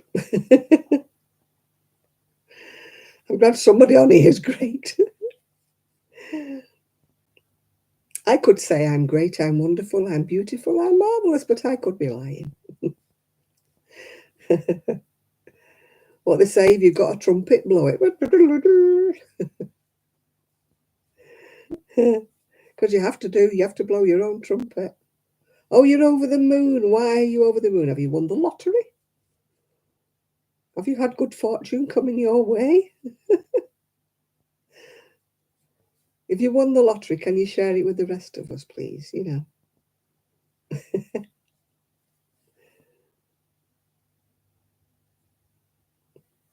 Because like most people on here, you know, a little bit extra wouldn't come amiss. Yeah. Not that I'm begging or anything. Oh, you're being sarcastic, are you? Right, yeah. No, I'm not into begging. I may be poor, but I'm honest, yeah. I'm not one of those who says, oh, I can't afford this, that, and the other, and hint, hint, hint. And I've just put my PayPal underneath the video, you know. Hint, hint, hint. No, I'm not one of them. If I can't afford it, I do without it.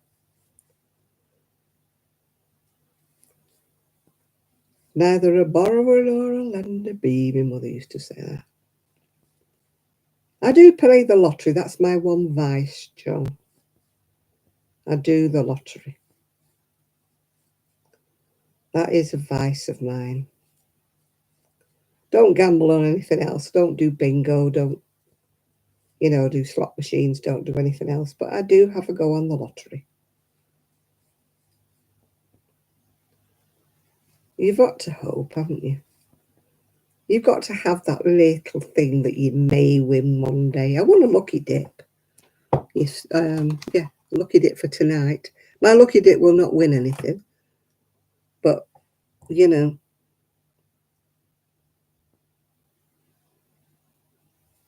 but I have to believe.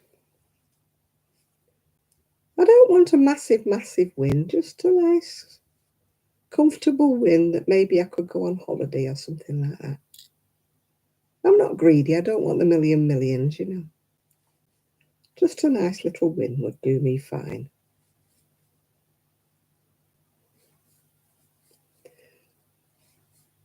I think instead of having a 10 million winner, they should have 10 people who win a million. There's more chance then, isn't there, of anybody winning it, really? You know, if they had 10 winners of £1 million each, that'd be great, wouldn't it?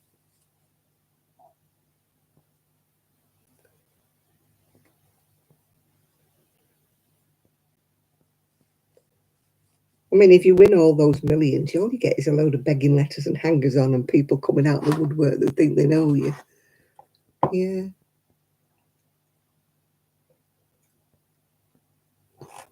I mean, 1 million at my age would be great. You know, I'm not greedy.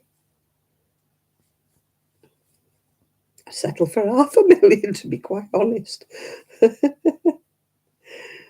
my time of life, I'm not going to be. I'd just like one good holiday, you know, where you wouldn't have to scrimp and save and think about how much it's going to cost, you know.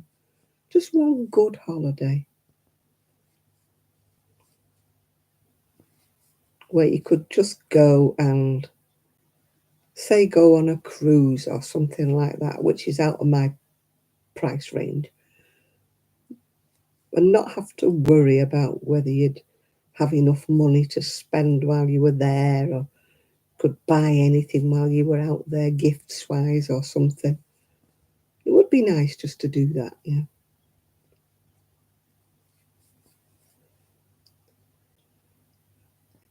But that will never happen, but I can only hope. Sometimes when I can't sleep, yeah, 10 or 20,000 would be absolutely fine, yeah. I'm not a greedy person, John, you know.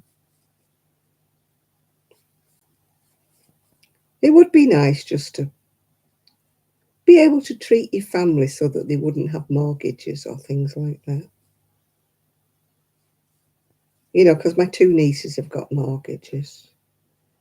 My son doesn't, because obviously he lives with me now, but, you know, I would like to, you know, make sure they're okay, because one of them's got kids, you know. And And the other one wants to move house at the moment. Yeah, yeah. I mean, my mortgage is paid off, but we still owe for, like, we had all the front, of the garden done. The paving and that. So that's kind of needs paying for. And, there's a few things we need a new roof. Little things like that we need. I mean, we're not raining in, we're not leaking, but we're not as insulated as we should be, so it would be nice to have a new roof. Things like that. And of course, I'd buy myself a new boho dress, of course.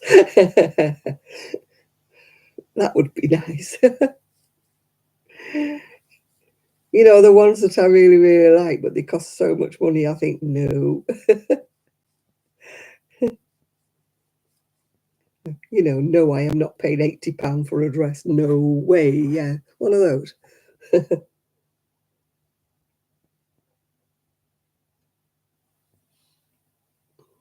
I wouldn't go with the sequins, though.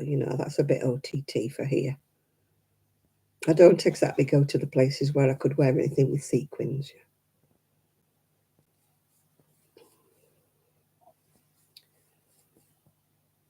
I don't think Fleetwood's ready for sequins.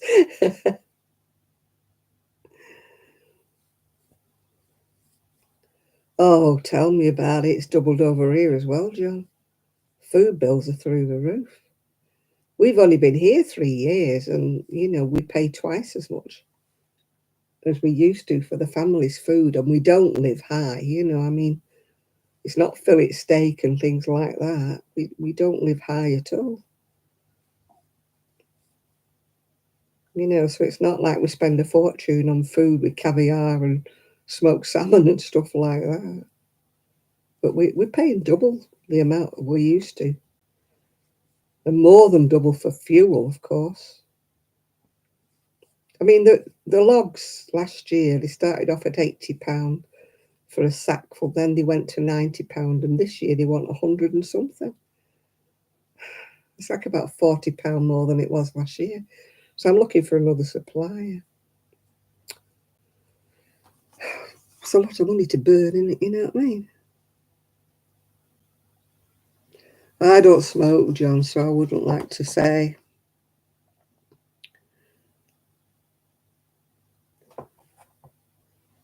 I'm glad I've never smoked because I couldn't afford it. Not on my pension. You'll have to stop smoking, John. That's what you'll have to do.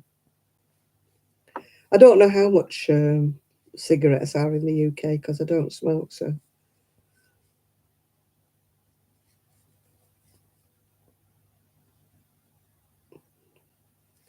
I can't tell you how much they cost. I know people are always moaning about it, so they must cost a lot.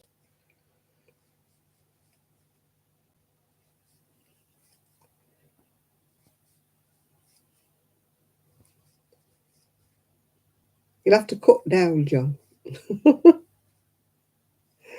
Cut yourself down. If you can't stop smoking, cut yourself down.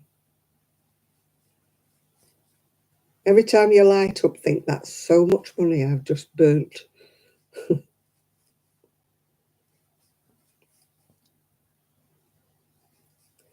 It's never been one of my vices. I've had lots of other vices, but not that one. Yeah. My vice was chocolate and sweets and stuff like that. That was my vice. I would sit there and eat sweets and chocolate all night long at one time. Paying for it now, of course.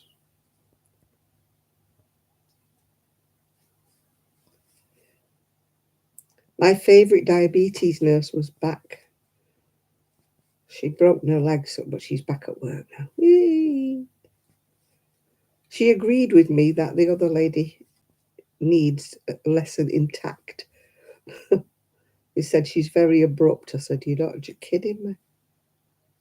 I said, I complained about her. She said, oh, good, I'm glad you did.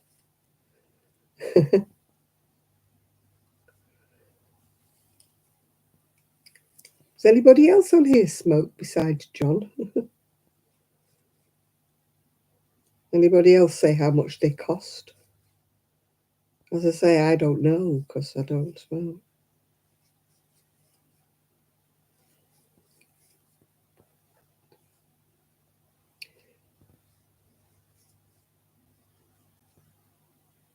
I don't know how much they cost now, Yolanda. It's not something I keep tabs on, you know.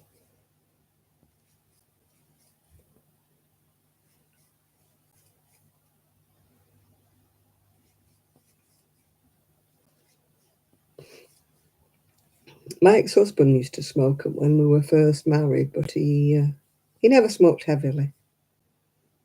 He used to maybe smoke maybe 10 a day or something like that. But once my son was born, I used to make him go and stand outside while he was smoking, and he soon stopped because he got fed up standing outside in the rain. It's about £10 a pack. Oh, my giddy aunt. Just think how much wool you could buy with £10.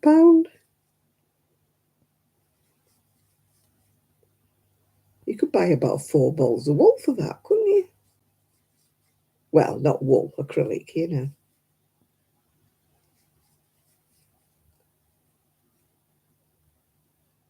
Oh, gosh. I'm fortunate, really, in the fact that I never started. So I think that's for 20, John, I think. I heard somebody else saying it was about £10 for 20, I think.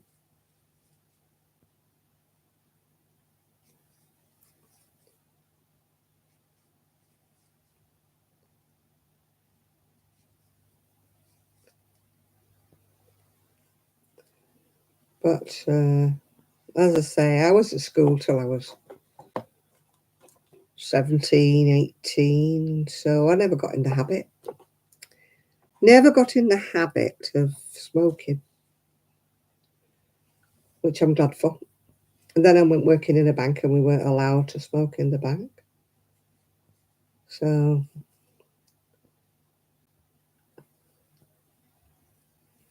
one pack's 20 cigarettes, yeah. That's what I thought they were. I always remember my friend's father used to smoke Capstan full strength. They weren't tipped or anything like that. Oh, they used to smell vile. They were really strong cigarettes.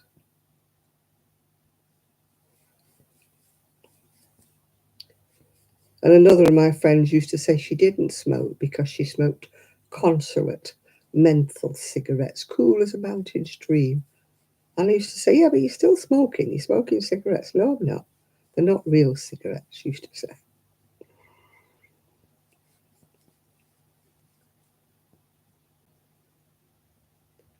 So I'm sure they were real cigarettes. I don't think there's such a thing unless.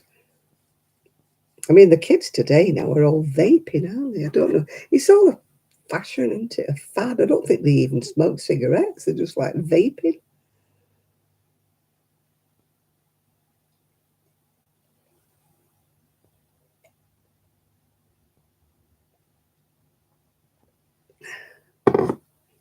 I've just never been tempted to do anything like that. My son smoked for a little while, but he hasn't smoked for years now. But he's asthmatic, so he shouldn't smoke.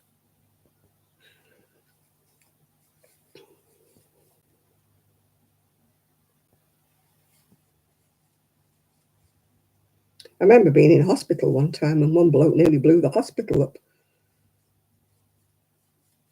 because he lit a cigarette up and he was on oxygen. Nearly blew the place up. Yeah, senior service. Gosh, I'd forgotten about that. My friend worked there once at senior service in Middleton. Benson and Hedges, £16. Oh, good grief. That's a lot of money.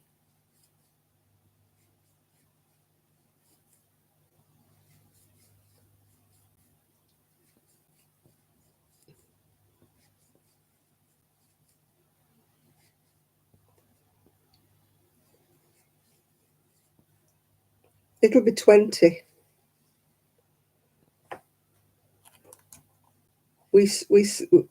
Most cigarettes over here are sold in 20s. They used to sell them in 10s and 20s, but I think they just sell them in 20s now. Not that I would know, but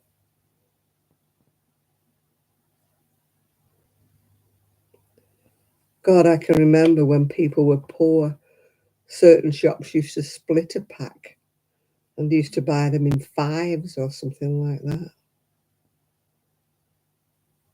Because people couldn't afford the full packet, yeah.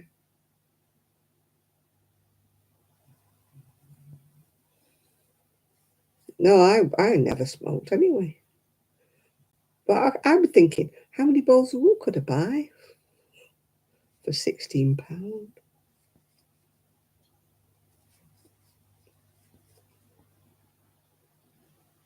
I'm just tight.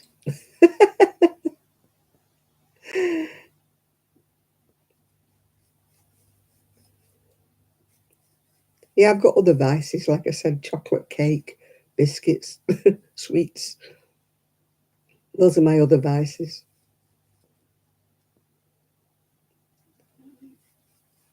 But not cigarettes or alcohol. Cigarettes and whiskey and wild, wild women. They'll drive you crazy. They'll drive you insane. Why did I think of that? Things pop into my head. I do like the smell of pipe tobacco, I must admit. My uncle used to smoke a pipe, St. Bruno, and I used to love to sniff the tobacco in his pouch, you know, his little St. Bruno pouch thing he had. It doesn't smell vile like cigarettes. I don't know why a pipe.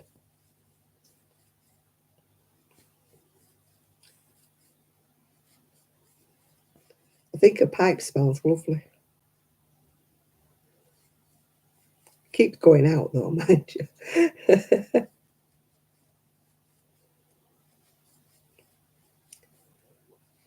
But I don't mind the smell of pipe tobacco in the house.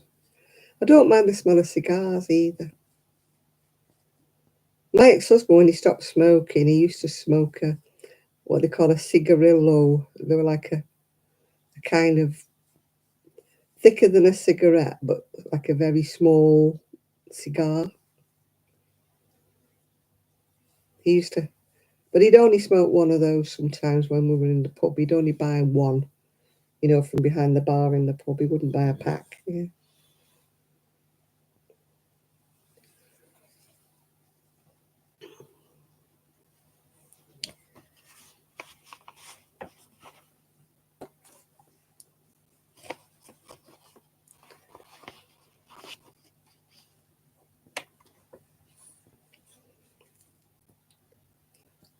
Pipe always reminds me of Popeye.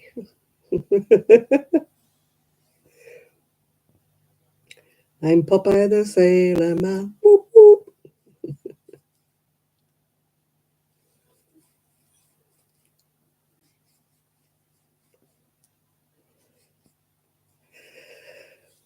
Oh, yeah, yeah.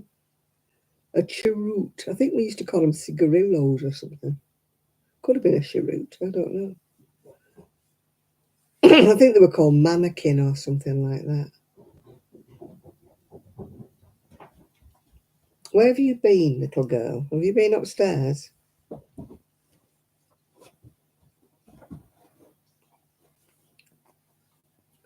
She goes upstairs, but she can't get in the bedroom or the lounge upstairs because they blocked it off.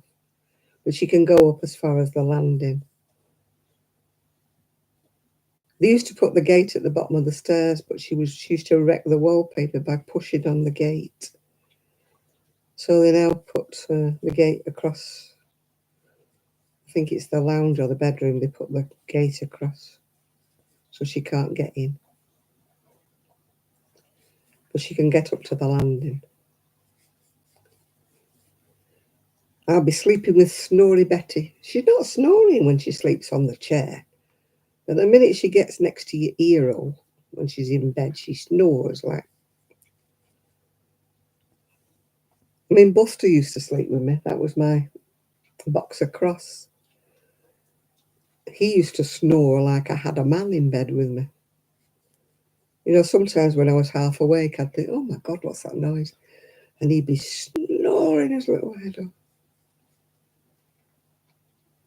But it was reassuring. It was a nice little.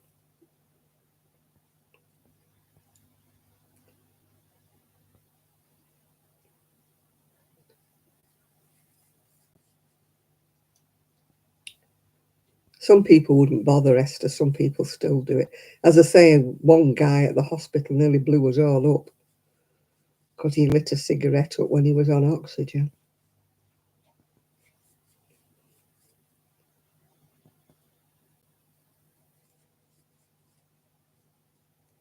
He'd had a really bad asthma attack and he'd been saved from dying.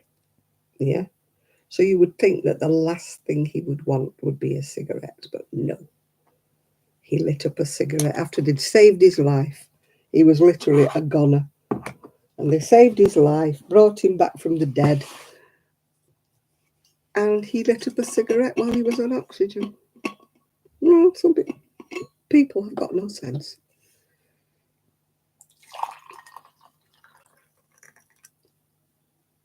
And when they took it off him, he said, well, can I go outside for one then? And I said, is he stupid or what? You know, if I'd had a near-death experience, I think the last thing I'd want would be a fag, you know.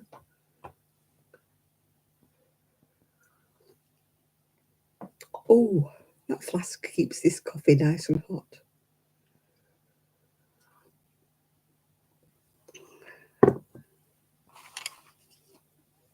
Yeah, I'm going to put doors on the bookcases to make them, you know, a bit nicer. Cover them up.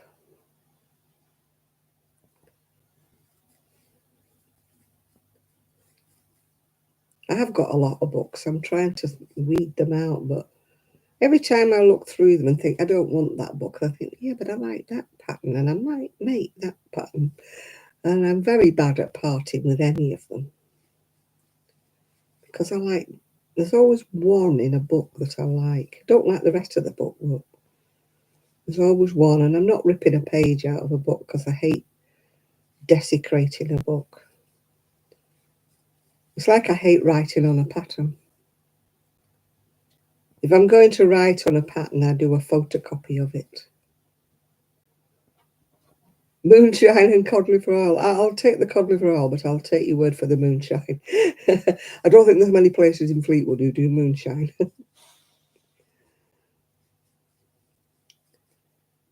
I should take supplements. I don't take supplements, and I don't even take painkillers. I'm stupid. I just don't like the feeling of being drugged up, you know. Yeah, and I'm not much of a drinker either, John. I will have a drink. I'm not teetotal or anything like that, but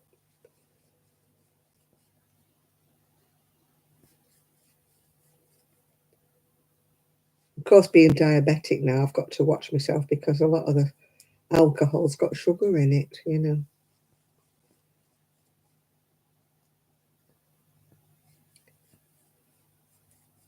I've been really good, more or less. Oh, rubbing alcohol. Yeah.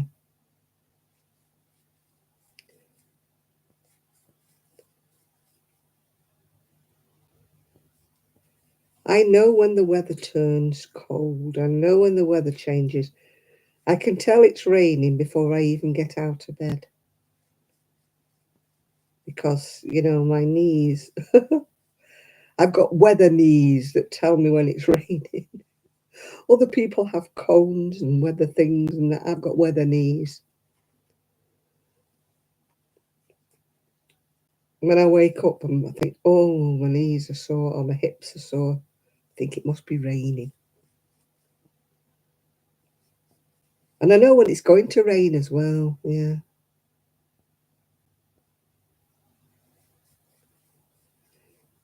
Yeah, I got some paint patches that you stick on, and they make me itch. Really make me itch. I don't know what's in them, but something in them makes me itch.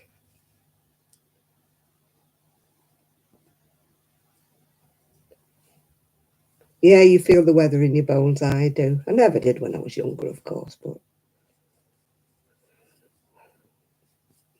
it's me rheumatiz, as Granny Clampett used to say. She used to take moonshine, I think, or something for a rheumatiz medicine, didn't she? I often wonder what was in that rheumatiz medicine.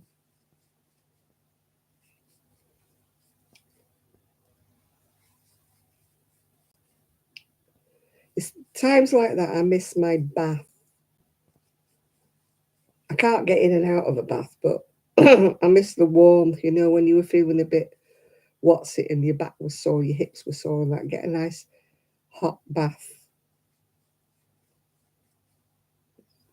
Have a hot bath and then you get into bed. I used to love that. Nice warm nighty and get in bed. But I can't get out of a bath now. We don't have one here in the house, so I would go in the hot tub, but it's outside. And I'm sorry, but I don't like the cold wind on me.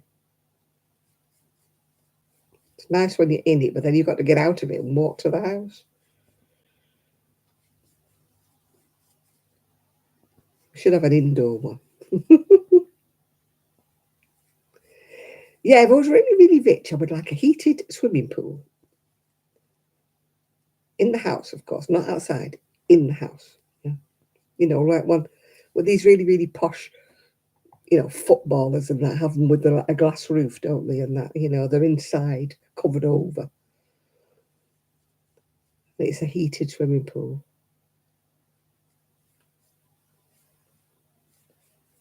Gosh, I mean, that cost a fortune, wouldn't it, to heat that up? You'd have to be rich to pay the electric bill. Man, I suppose if you could afford a swimming pool like that, then you probably have enough money for that electric bill, don't you? You wouldn't have to worry about things like that. How the other half live, eh?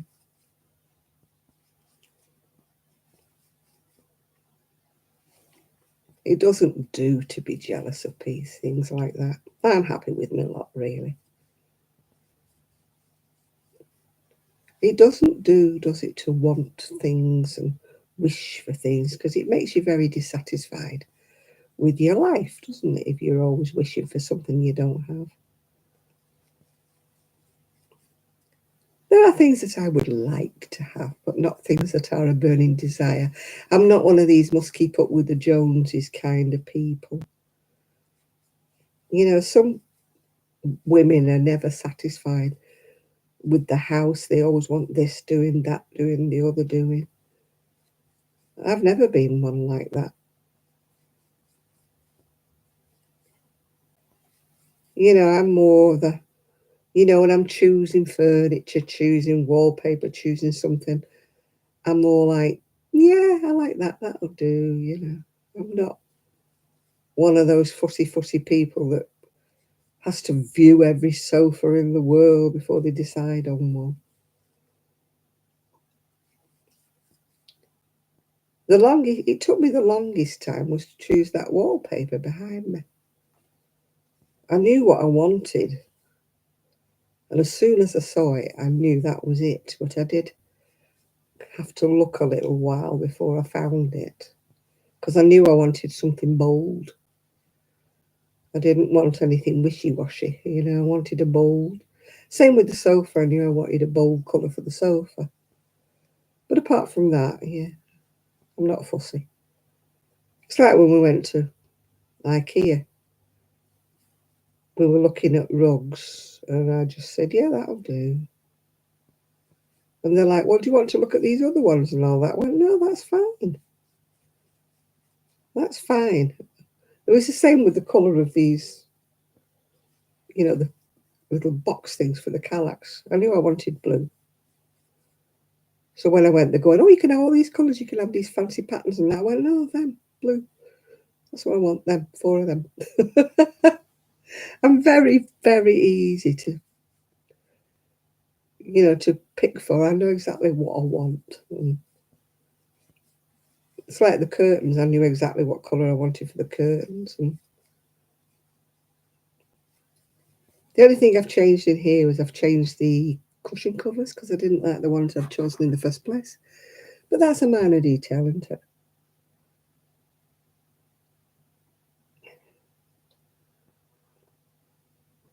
I can tell Chris isn't here because I haven't put my light on. If Chris was here, he'd be saying, why is your light not on? Why is your flowers not twinkling? Yeah, my daughter-in-law didn't like my wallpaper when I chose it. She's like, And then the 2 girls who did the decorate, 2 women who did me decorating, said, oh, that wallpaper is absolutely gorgeous. And apparently it's lovely and thick and it went on beautiful. Anyway, afterwards she said, oh, yeah, I know what you mean now. It does look nice. I mean, the rest of the walls are white. I just wanted one statement wall. One bright. My daughter-in-law kept looking at like silver grey and things like that. And I'm like, no, I want a colour. Definitely want a colour. Hi, Lydia. The same with my bedroom. My bedroom's purple. It's got a purple carpet. It's got purple wallpaper that's like almost like constellations, just on.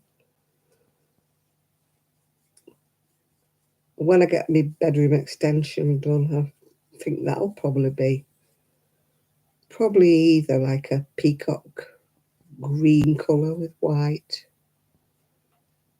Only on one wall though. I just want one wall to be like a peacock green. Or a jade, something like that. I don't want it to be purple because my bedroom's purple. But we're sort of extending my bedroom out. So I'll have a bigger bedroom, so that'll be nice. Starting that on the 6th of November. So I'll have another video to show you when it's all done, yeah? Oh, good night, John. Have a nice sleep. Say hello to your mum for me.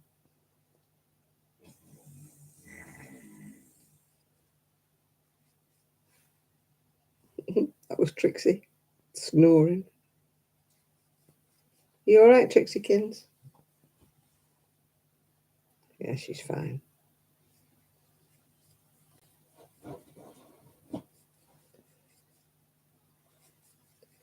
Yeah, these are definitely going to be a small pair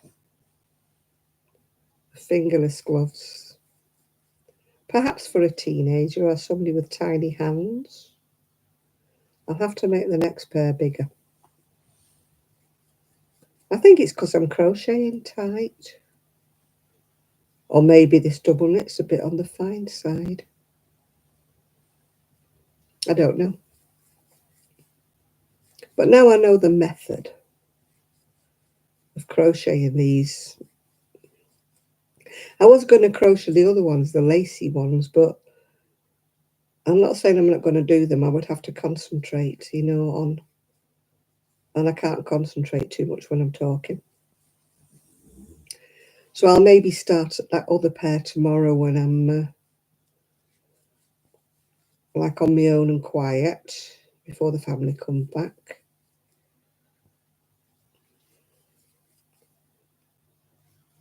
They've stayed out overnight because they couldn't get a camping ticket for their van, so they're staying at their youngest daughter's tonight, and then coming back home in the morning. I don't know who they've gone to see. It's some concert or other they've gone.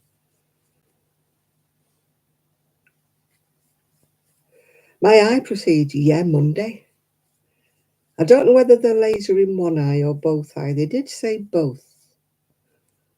But last time I had cataract surgery, they said they were going to do both at once, and they didn't. They did them one at once. So I don't really know until I get there on Monday. I've got to find my distance glasses. Don't know where I've put them since I've been tidying. Can't remember where they are. And I've got to take a list of my medications with me. That's I've got to remember. But at least I don't have to take a COVID test with me that I did last time.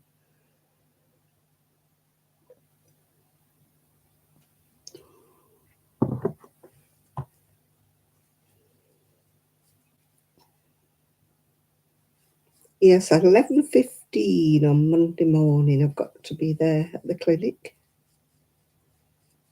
My son's not working, so he can take me.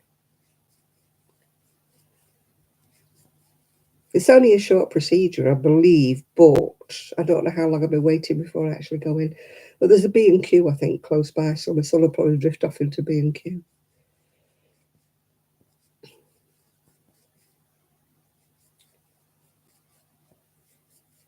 It's too far for him to come back home again and then come back out again for me. Because it's the other side of Blackpool.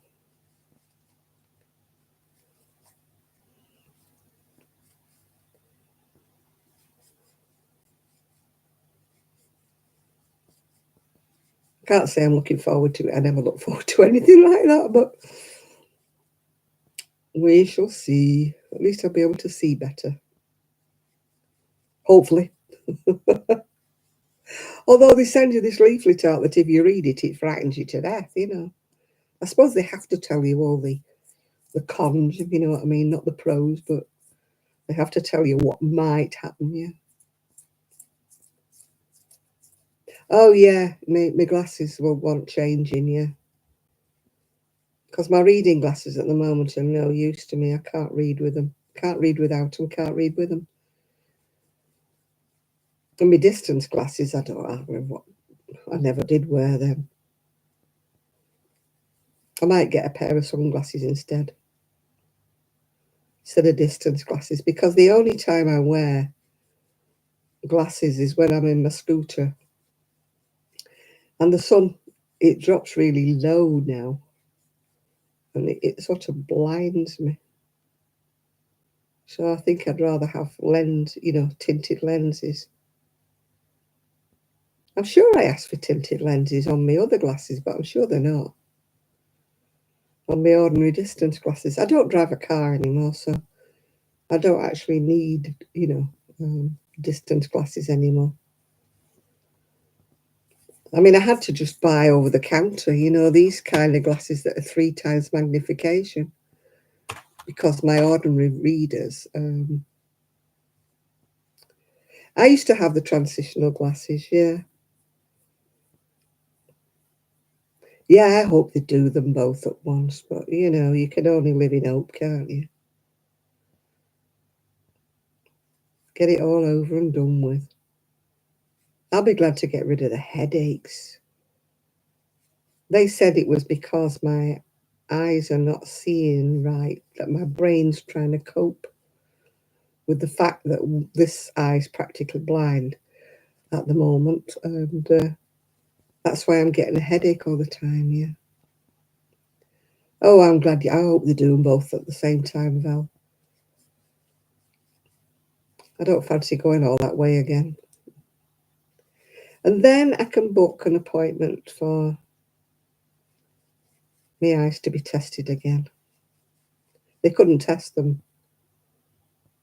I went for my eye test, and that's when she said to me that both of the lenses were clouded over and she couldn't do the eye test.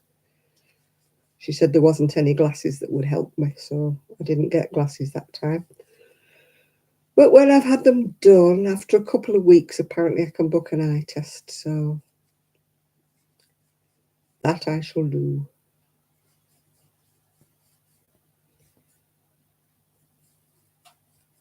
More expense. Oh dear. I don't know where they think us pensioners get money from. So good to have had a tiny little bit of savings. It's nearly gone now, but with my teeth, my glasses and different things. Bookcases. Then I want doors for the bookcases. Any little savings. I was saving up for a holiday, actually. I never got there. And now it's gone on bookcases and stuff. I'll have to start saving again. I hope I go next year. I want to go and see Sue, in Scotland. I never got there this year because she's been, she's waiting for her husband to have an operation on his spine. And she was also doing some work in the house, renovations in the house, yeah. So that's why I never got there this year.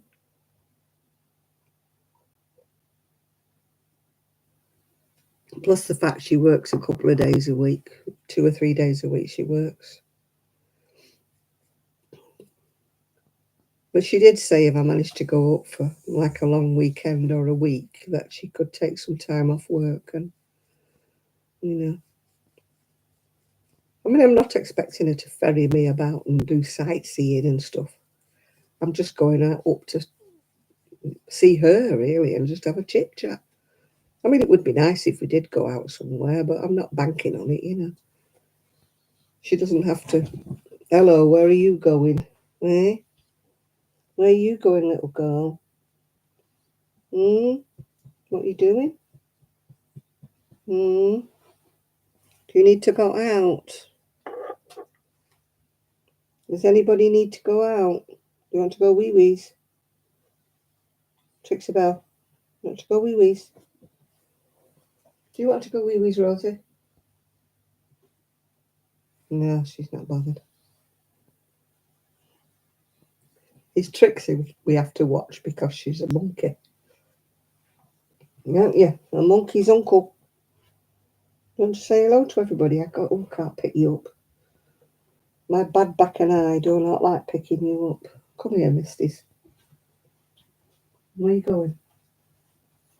Where are you going? You want to come say hello to everybody? Come here. No. No, she says I'm not. What do you want? Do you need a wee? Eh? Do you need a wee-wee? We've discovered she can blink. She does one eye at once now. Do you need to go out? Tell me. Speak now. I don't know what she wants. She's looking at me. Oh, good night, Yolanda. Just trying to decide whether the dog needs to go anywhere or not. No, she's jumped back on the chair. So I have to watch her. She's a little monkey. She doesn't always tell me when she needs to go out. She just drifts off and does a piddle in the conservatory. She's a little monkey's uncle.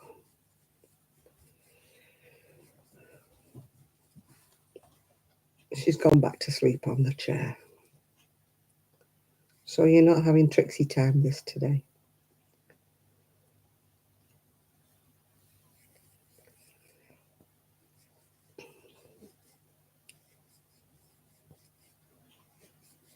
Rosie's been very good. She clings a little bit to me when they're not here. She's a little bit clingy. But I don't mind. I don't mind. I'm used to a little clingy dog.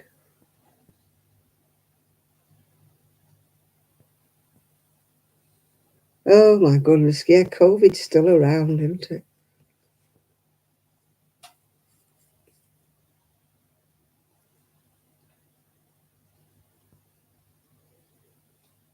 I haven't had my COVID jab. I've had my flu jab, but I've not had my COVID.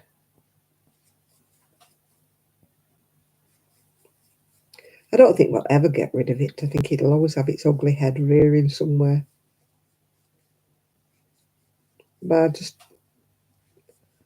don't ever want to go into lockdown again. That was miserable. Miserable for everybody, lockdown.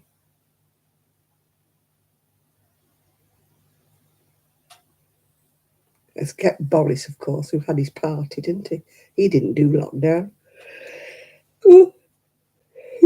We all had to do it, didn't we? Cancelling weddings, cancelling everything, cancelling funerals even.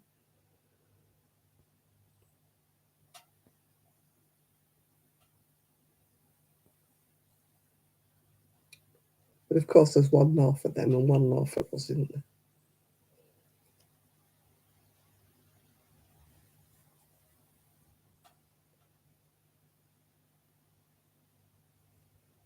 Oh gosh, that doesn't sound very clever, does it, Lydia?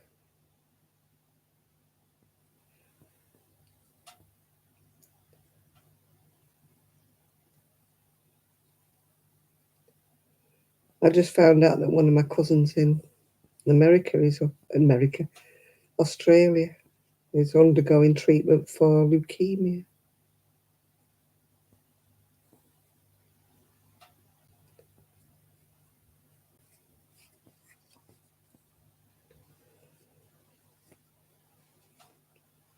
She's not my age, she's younger than me.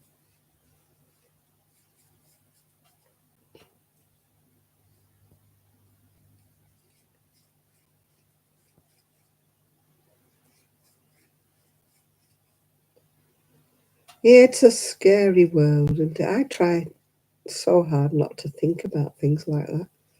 I know it sounds a bit ostrich sticking your head in the sand, but I try not to think about, you know. I mean, I have a friend, well, I used to have a friend who's petrified of cancer. And every time, like, she gets the smallest thing, she's always like, oh, could be cancer. And I'm thinking, you've got to will it on yourself, wish it on yourself, because you're so obsessed with everything that you get. It could be cancer, you know.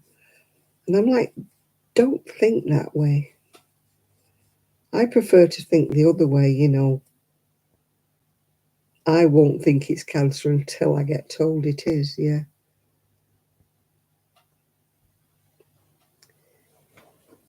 Yeah, well, my ex-husband used to be a sun worshipper, and he had to have a cancer thing cut out of his arm. I mean, that was years back, so he's fine. Yeah. Hi, Nathan. Um, he can never sunbathe again now. They've told him that he can't. I mean, he was always covered with moles. You know, he was one of those people who always had moles all over his back and everything. Never thought anything more about him until the one on his arm went a bit weird. And he had to have it all cut out of his. I haven't seen it, but oh, hang on a minute, she's disappearing. I need to go and find where she's going. What do you want? You want a wee wee? Come on, let's go. There's nobody there. There's nobody at the door. Don't be silly. Come on, let's go wee. Let's go wee. Come on. Let's go. Let's go.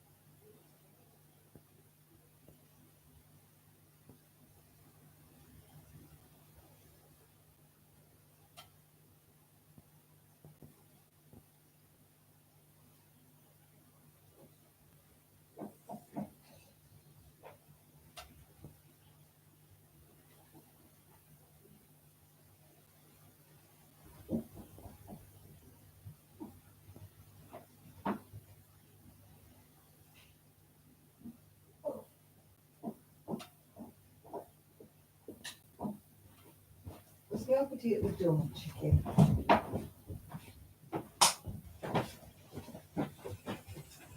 Crisis averted. They've both had a wee. Oh,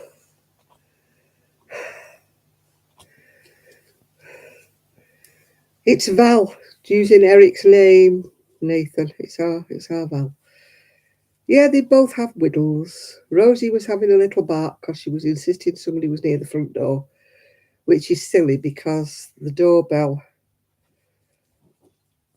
would tell her it says there is somebody at the door. So we know there's nobody around.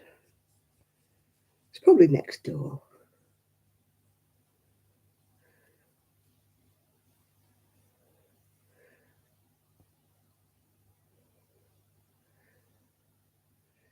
Yeah, I lost weight when I had COVID, but I had COVID when it first came out.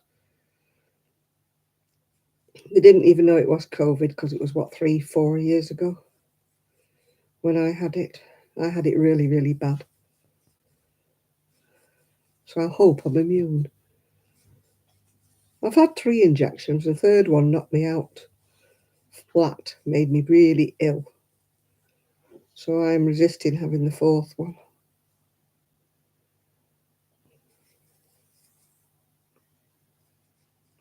There's a lot of people like me not had the 4th one. You know, we feel it's a bit, well, not overkill, but you know what I mean. Don't fancy making myself ill again. I've never dodged any injections. I've had all the others. I mean, and I have my flu every year and it has absolutely no effect on me whatsoever. Some people say, oh, I have a cold when I have flu and everything like that.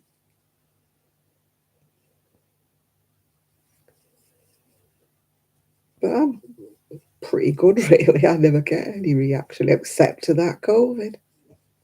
The last COVID, just absolutely. I had a cough for months and months and months. Could not get rid of it. I even went for chest x-rays and everything because they didn't know what it was.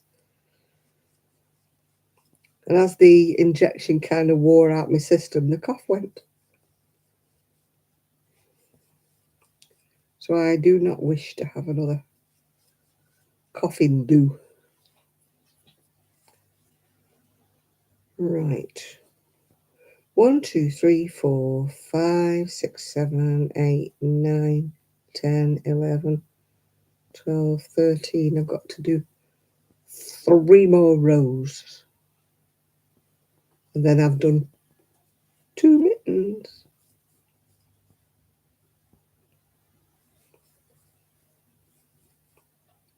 Nathan has got a snake.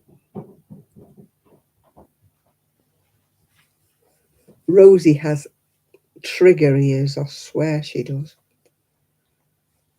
She hears a sparrow fart 2 streets away. Yeah, Nathan's got a turtle, or a tortoise as we call him in the UK, and a snake. You'll have something to talk to when, if Isaac comes on, won't you? You could swap snake stories. Snake stories. My friend's got a snake as well. And tarantulas. I ain't going to her house. Not going to her house. I don't like tarantulas.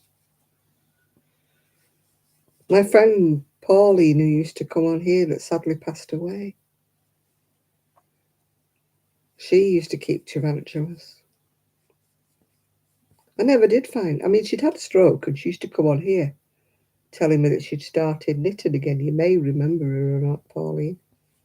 But she passed away and I don't know what happened to her, really, whether she had another stroke or whether she had a heart attack. I don't know what happened.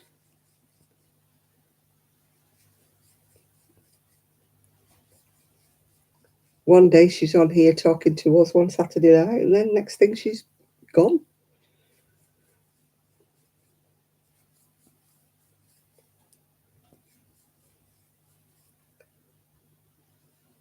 Oh, I couldn't feed them. I couldn't do snakes. Ugh.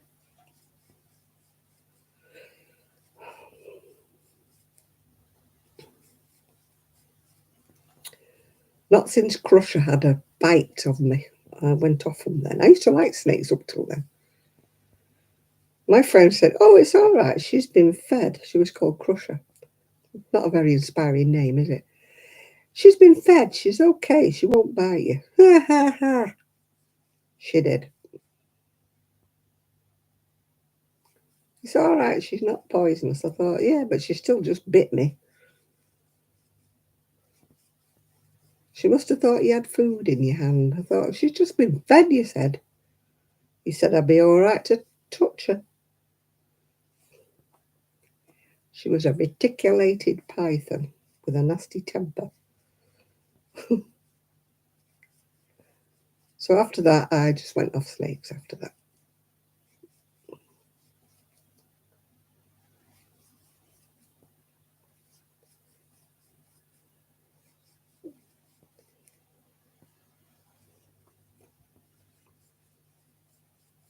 Yeah, she just went, they're so fast.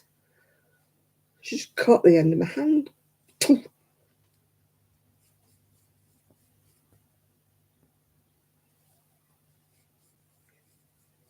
When they strike, my God, they're fast, I tell you. You don't have time to get out of the way. They're like lightning.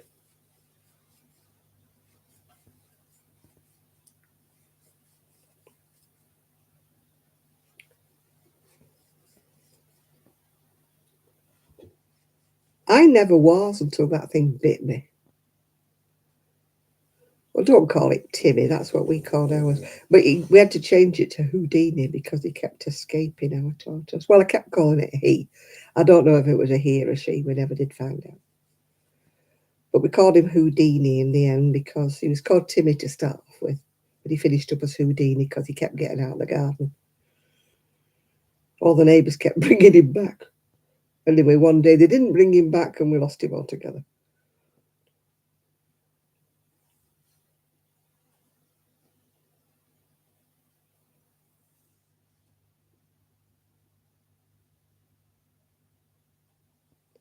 He could be still alive. You know how long they live. He could be in somebody's garden still alive. Somebody in Prestwich has got a tortoise. It could be Houdini.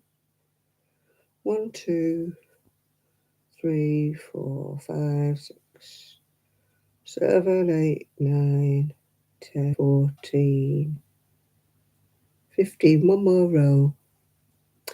Well, American people seem to call tortoises turtles.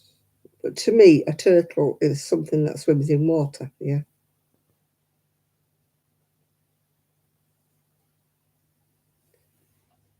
Yeah. I used to call ours a he, but I didn't know if it was a he or a she. Could have been a she for all I knew. My son called it Timmy for ages when we first got it. Timmy the tortoise. But then, as I say, he changed to Houdini, so could have been a female, I don't know. It was quite big, ours.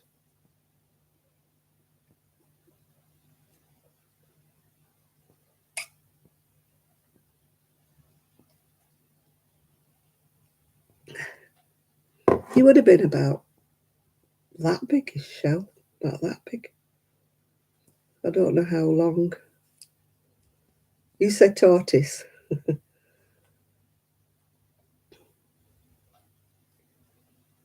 Shelley or Shelley Ann. Yeah. Yeah, it could be Shelley if it's a boy, couldn't it? As I say, we never knew if we had a boy or a girl. We just called it a boy.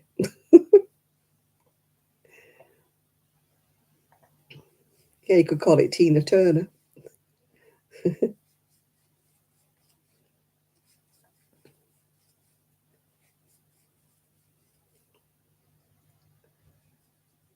It's like the doll I used as a mannequin. I called it Leslie because I thought, well, it can be Leslie as a girl or Leslie as a boy. because depending on what I used to dress it in, it was either a boy or a girl. I don't play with it, by the way. It's in the shed.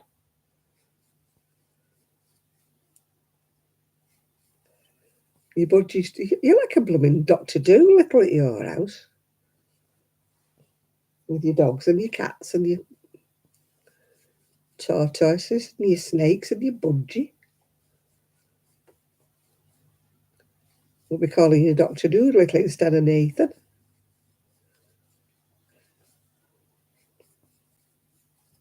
We've just got 2 dogs. Oh, you got a fish and a cockatoo? Oh, my God. It's like a zoo in your house.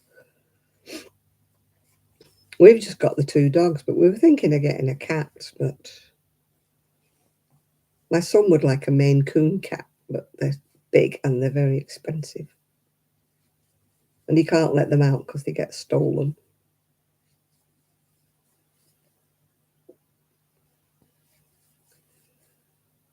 And as we leave the patio door open in the summer, you know, cats will jump over fences. They're not like the dog, are they? So if we had one of those, we could lose it, you know. You can take them a walk on a lead, I believe, but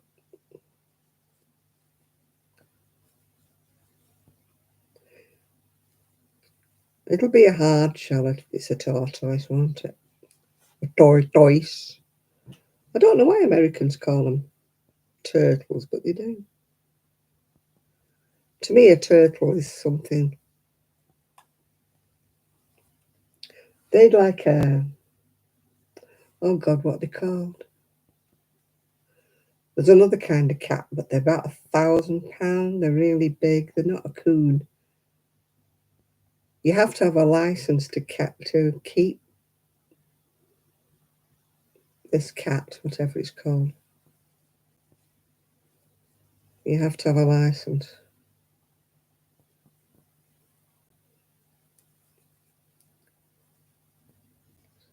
So don't tell me what kind of cat that is.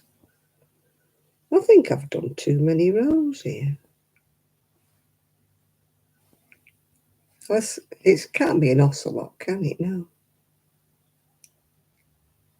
It's a big cat, and yeah, if you have a class 1 or something, you've got to have a license to keep it because it's an endangered species or something. I thought, oh God, we don't want one of them. I think I've done too many rows here. Right. 1, 2, 3, 4, 5, 6, 7, 8, 9, 10, 11, 12. Now I can only count 14. And I'm supposed to have 16. Right.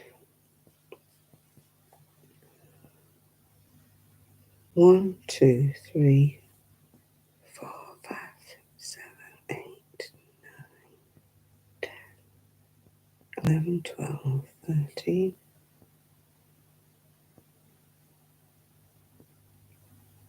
Yeah, there's 16 there. Yeah, Myrtle the turtle.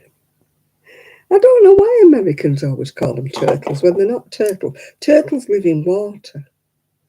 Tortoises live on land. I don't know why everything's called a turtle. My friend had a turtle, but it's died. That lived in a tank in water. No, I need another 2 rows on that one. The one I thought I had 16 and I don't. 1, 2, 3, 4, 5, 6, 7, 8, 9, 10, 11, 12, 13. Yeah, I've only got 14. I need 2 more rows. Why did I think I had 16? I don't know, because I'm stupid. I can call myself stupid. I don't want anybody else to call me stupid, but I can call myself stupid. Stupid! I was going to make a video today, but time got away from me. I was doing my washing and doing different bits and pieces, and when I looked, it was like too late to make a video. Maybe I'll make one tomorrow. Savannah. What, that name of the cat? I don't know whether it's a Savannah. It's something that you have to have a license for it. And they're quite expensive. They're a grand at least, or a couple of grand to get one of these cats. I said, I don't want the responsibility of your cat like that. Lydia, your fiance.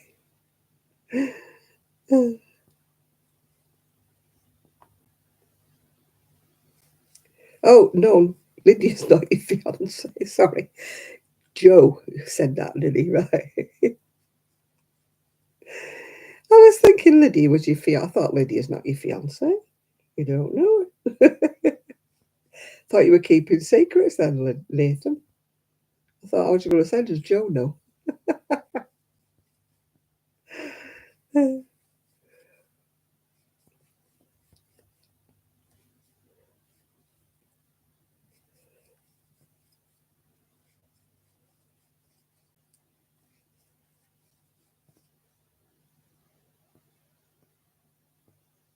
Oh, I know what you mean. They grow axolotl. That's what it is. They grow another arm if they drop an arm off. Oh, Nathan, and you've got an announcement to make. You've been keeping it a secret, have you? You've been having an affair under Joe's nose, have you? Right, okay. Your secret is safe with me. Axolotl, I think that's what you mean, Munchkin. I don't know what they are. I just know they grow arms if they lose them.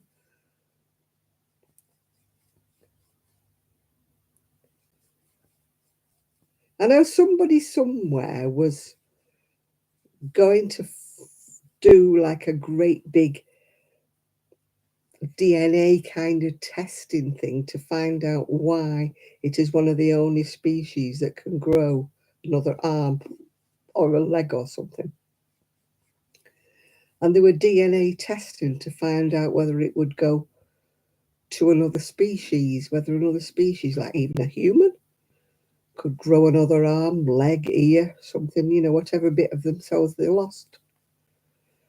But it got so expensive, they stopped doing the funding for it.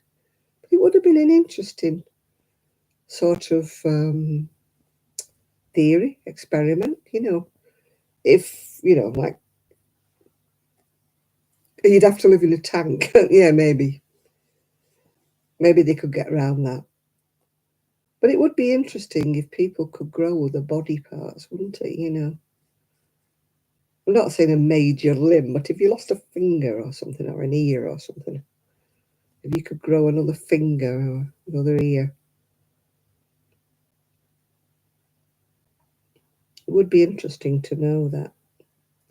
With modern science, you never know. A land, I don't know, and a sea turtle. I mean, to us, a land is not a turtle, it's a tortoise. Because I always thought turtles lived in water, or mainly in water. I used to go to a pub called the Queen's, and they had two great big turtles in a tank in the bar, yeah. I mean, they do come out of water. They sit on rocks and things, but by and large, they live in a tank.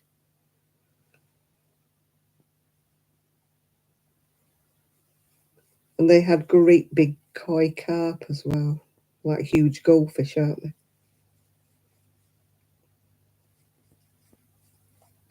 Quite why they had them in a bar, I don't know. I wouldn't like to see lobsters in a restaurant if they were going to be eaten. We went to Greece Skiathos back in the 80s, and I wanted fish, and they wanted me to go in the back of the kitchen and pick my fish out of, swimming. And I'm like, no, I don't want to put one of them fish to death because it was swimming around quite happily.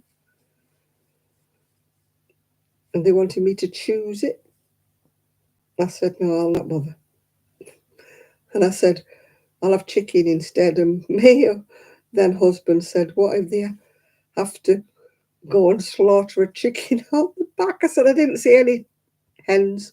Didn't see any hens, so I only saw fish swimming.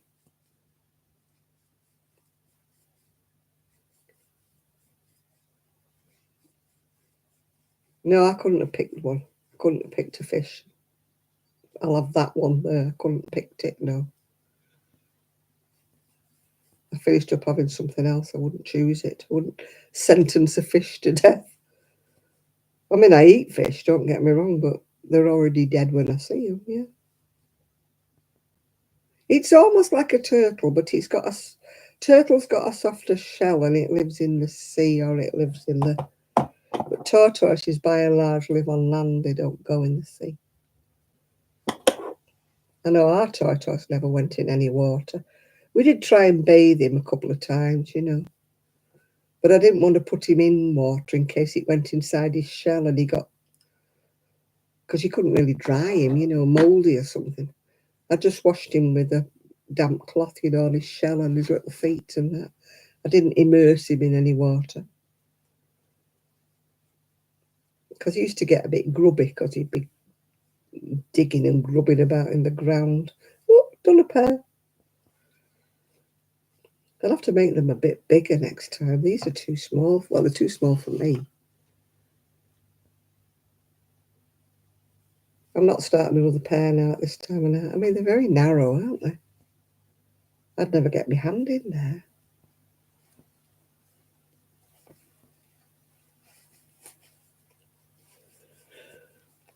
Yeah, they are a narrow, narrow pair. I could just about get my hand in them.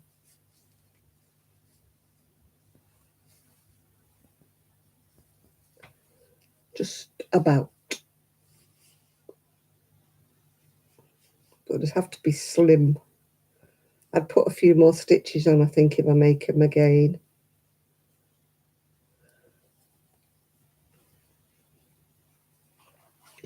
They're quite nice, though, quite easy to do. Just a shell pattern with some... But they've got a buttonhole at the bottom, I presume. They have buttons on the cuffs.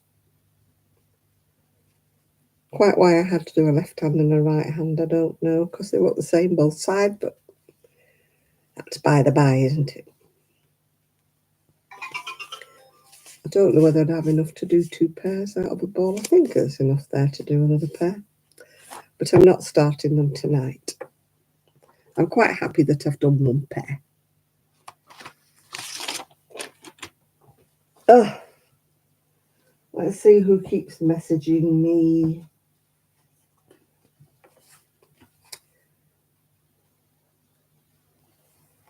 Let's see who it is. Who keeps messaging?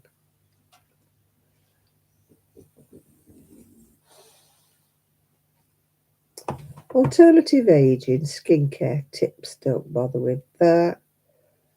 Don't bother with her.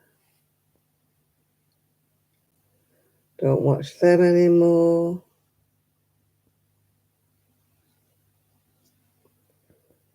Don't want that.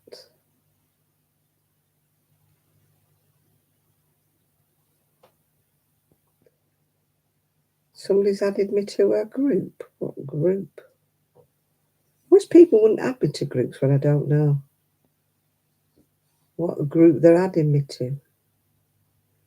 Oh, no, you're not. No, no, no. That's not on. An adult chat thing added me to that. They can go and buzz off. Not being added to that. Don't want no X-rated chat things.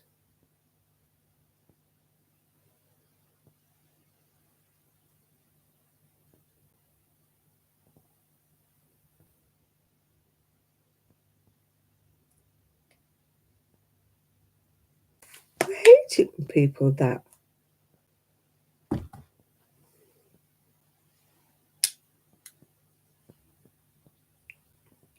to add you to rude chat groups?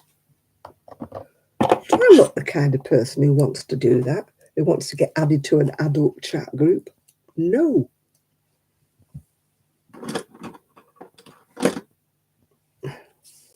Steam would relax it. Oh, my mitten, you mean? Yeah, it would do. If I blocked it out before I minded some people. Oh, might have narrower hands than me. My hands are not particularly thin. So maybe they'd be okay for somebody with slim hands. So I shall leave that pair as it is and just put more chain on the next pair.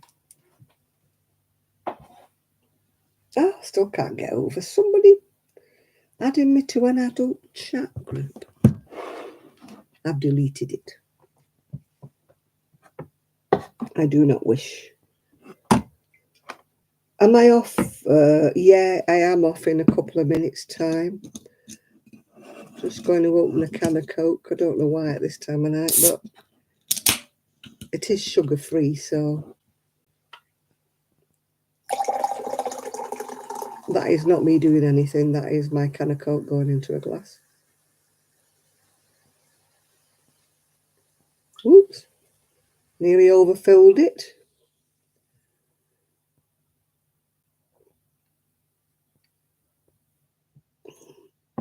Oh, it's a zero cola, zero sugar. I think it comes from Aldi or Lidl or somewhere. Little oldie, little oldie, little oldie dee. Yeah, I'm going to go off. I'm not doing any more crocheting tonight. So I shall bid you all farewell. Thank you for keeping me company. And I've got 50 thumbs up today. Thank you all very much for giving me thumbs up. You know, that's the only thing I ask of people is a thumbs up. So, caffeine keep me up? No, not really. I'm always find it difficult to go to sleep on a Saturday night. I think it's because, I've had all the company and I get excitable because, I don't normally see people. I'm normally quite a solitary little soul. So when I've had company on a Saturday night, I always find it difficult to wind down. So no, the caffeine won't keep me up any more than it normally does. Plus the fact I can't sleep when I've got Trixie Bell trampling all over me all night long. Not exactly fun. Hey, I haven't done that for a while, Nathan. That was when my sleep apnea was out of control. I used to fall asleep on my live because my apnea was... But now it's pretty much under control. And I've not even shown my beads off because Shad's not been on. They wouldn't. I feel sad when I don't show my beads off. Or put my friend's video up on Facebook because she was showing off some of the necklaces she got given to her. So if anybody's keen on necklaces, if you look on my Facebook, my friend B has put her necklaces on. So, she put a little funny video on, which I also put on my Facebook. She was trying to make some earrings, because she sells jewellery and stuff. And her dog kept putting its ball right in front of her face. And she kept saying, yeah, it's a ball, this ball. It was so funny. So I put that little video up on my Facebook as well. So if you like seeing pictures of little dogs, then, Sparky is called. Right, good night, Val, and I will see you on Wednesday. And I hope I remember to bring these books for you.